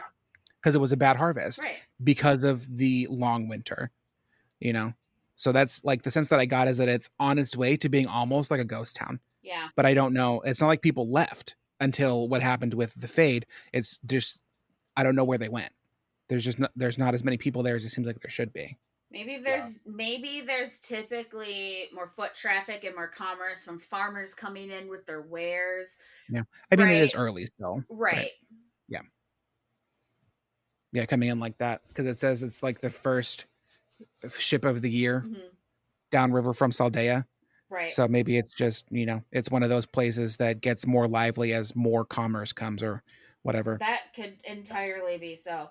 Especially when you kind of consider the surrounding area from the last couple of chapters. It feels like this is probably the largest town, supposedly, since Berlon. They probably typically supply a very, very large area. So it could be something like that, too. Yeah. Maybe Whitebridge is a tourist town. The town or the bridge? Because of the bridge. I couldn't get off of it. I cut out so many times that I said that. I cut out like half of them. Giggled every time. You need to know I giggled every time, and I appreciated every one of them. Okay, good. Because I worried that it was going to get like to be annoying. No, that was peak comedy. It was. And then at the end, the town and the bridge. Throwback to our first episode when you were like, my summary is not going to be that funny, and now it's comedy gold every time. I'm doing it. I'm figuring it out, I think. But yeah, no, I cut out a bunch of them.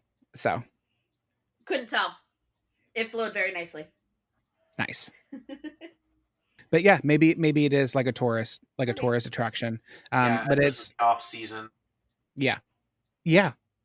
That makes me think of like Cedar Point in the off season, like Sandusky, I guess, when it's not summertime and there's nobody going to the resort. Yeah, I mean, when I lived in Florida, I had lived right outside of Destin, so that was very touristy.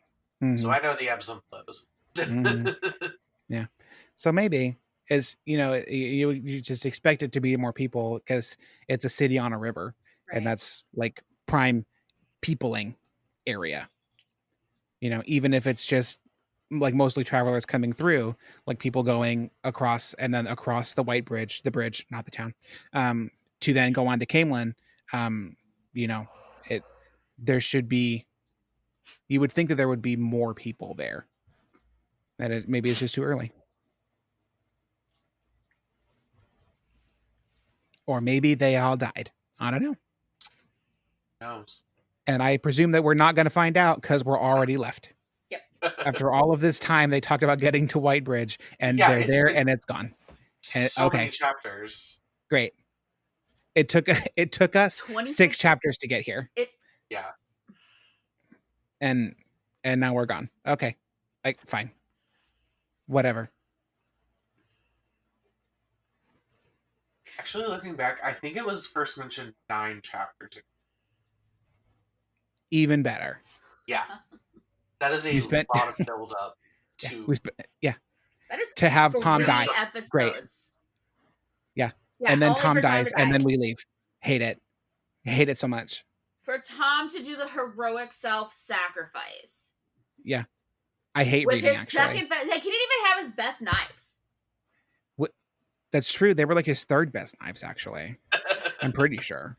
At least the second, but definitely not the first. We know not the first. Those are gone. Those are long gone. Long gone. Miles when he threw them when he threw them and made me go, oh, I wasn't familiar with your game. And now we'll never get to see it again because he died. And now I just got to fucking sit with that. Awesome. Absolutely. I love getting attached to fictional characters. We have to have the death of the mentor in every hero's journey. Bullshit. Yeah, I know. For the sake of the narrative, but goddamn, do I hate it. Because now, what are they gonna do with those instruments they can't play? What is that? They make it to the next village and they're like, "Can we play for our supper?" And they're just like, "Hot cross buns." Right. He plays a note and a window breaks. Yeah. One's playing hot cross buns, the other's just juggling two balls at once. Yeah. Wow. Amazing. And it's so because they have his cloak too. Like that's I'm very upset. I'm very upset. It's heartbreaking. I hated it. Yeah.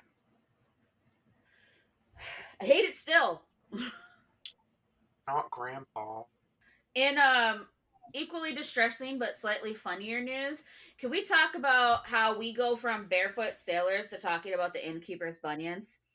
Robert Jordan, come to the front of the class right fucking now. Right fucking now. Explain yourself expeditiously. What is this? Why? God damn it. Dude, this is worse. Like, I'm just picturing it like, you know, those Nickelodeon cartoons when they do this super gross out close up on something with extreme detail. Yeah. The super gross out shot of SpongeBob's foot. Yes. I hate that shit. Yes. I always hated that shit. Right. Why did I read 3 chapters for this episode and 2 of them were about people's feet? Ew.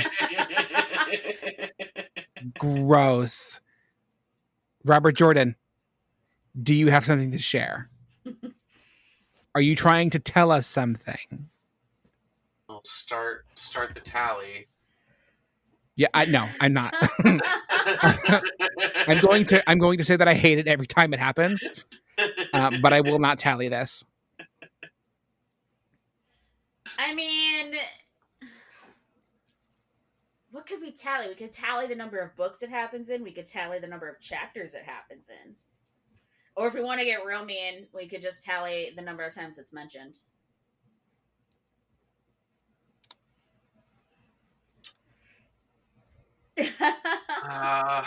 This sounds like maybe I don't want to do this after all. Yeah.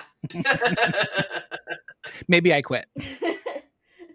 Okay, so let's go back to Rand's rudeness on his observations of the innkeeper and oh my god, eyes. For what, dude? For what? That was so mean.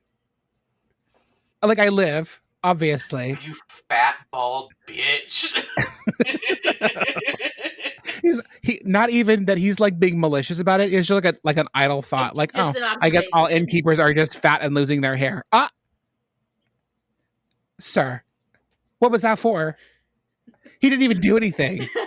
All he did was look at you. That's crazy. And then when you think about it, he does them extra dirty because the man ends up helping them. Right. Yeah, but I mean, he does run a dirty ass inn, so this is true. I guess there's that unswept floor that he then spits on. Ew.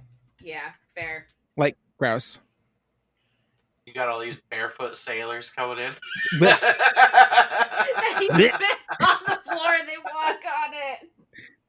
It's just my headcanon. They're still barefoot even when they get off the boat. Oh my god. There's I never thought. What do they call themselves? Those people that like go around barefoot all over the place, no idea, acting like shoes are prisons. I think this is upsetting me more than Thom dying. I don't like that. I don't like it at all. I'm looking up. This episode is welcome to hell for me. Between the feet thing and Thom dying, and the jump scare. Don't forget the jump scare. And the fucking jump scare. What else did we hate in this chapter? So, they're typically called barefooters, but they also go by the unshod. The unshod. Or in Wow. certain regions, Jiffy feet. Hold on, what? Repeat that? Jiffy feet. Like Jiffy Lube. That's what I thought you said. Jiffy feet. Oh, Oh, sure, Jan. Some of them are known as barefoot influencers on social media. No, thank you. Oh my god. I think the I unshod can't get over is the the best. unshod. The unshod. Oh, that's glorious. The unshod. He's finally settled down again. Any other points? there You know, was for such something a long chapter, I feel like there's not too many different things to talk about. Right. You know, we've got the innkeeper. Thom was right about the innkeeper having the information, the news they needed. Mm-hmm. The man's even like, you know what? I ain't see none of y'all. Keep your money. Go.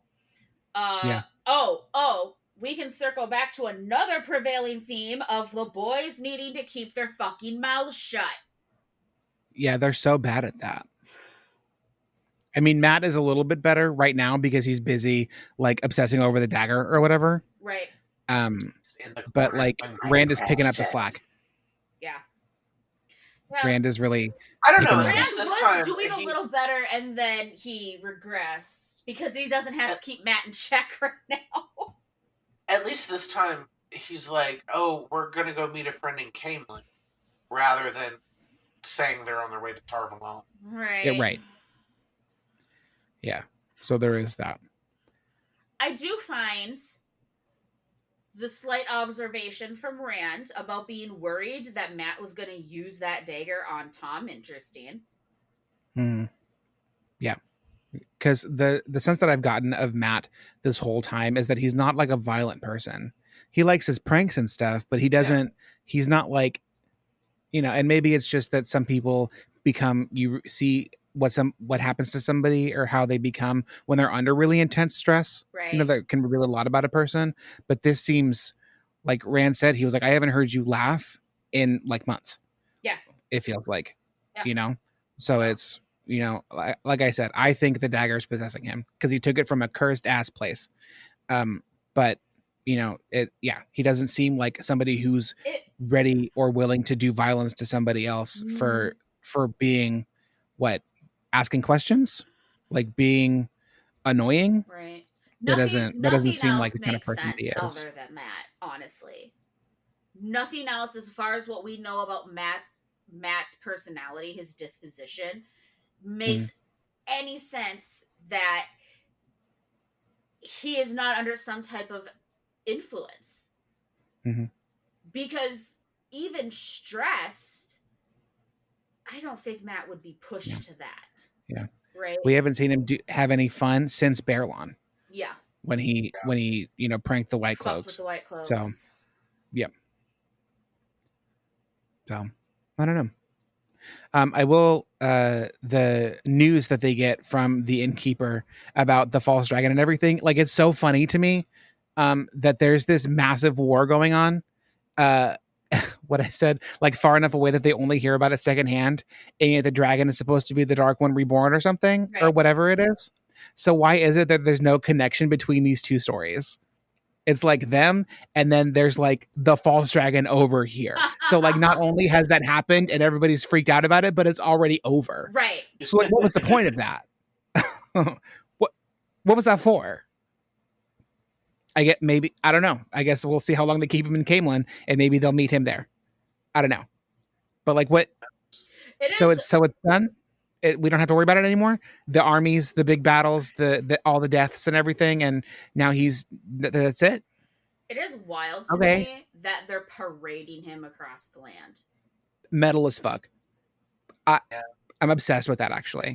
I mean, they do have to. They are like taking him to Tarvalon, and that's quite a ways away. So they may as well make a grand procession. Right. Let's make a show out of it. Show people that we've got this new false dragon under wraps. Hey, y'all want to talk shit about Aes Sedai all the time, but look at what we Right. keep you safe Right. from. Right. Yeah. Is this your king?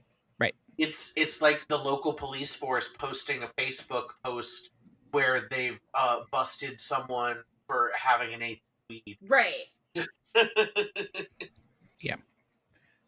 I mean, it is interesting that this guy apparently could use the one power because he's one of, like 3 people, I guess, Right. we've seen like actually use it or like evidence of having used it.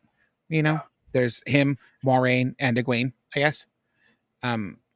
So like it's interesting, We've and been told Nynaeve can, but we haven't seen right, Right. right, yeah, and then to just have that whole arc, which like could be its own epic, right? It could totally be its own series about Logain and all of this. That could totally be its own thing, and we got like 5 snapshots of it, and then it's over.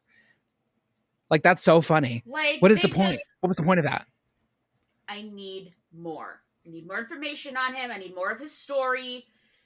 Like, they touch on him. We see his name mentioned like 3 fucking times, and then he got guy. Yeah. Yeah. Is that it? Yeah. I need more. Because like I need more. Yeah.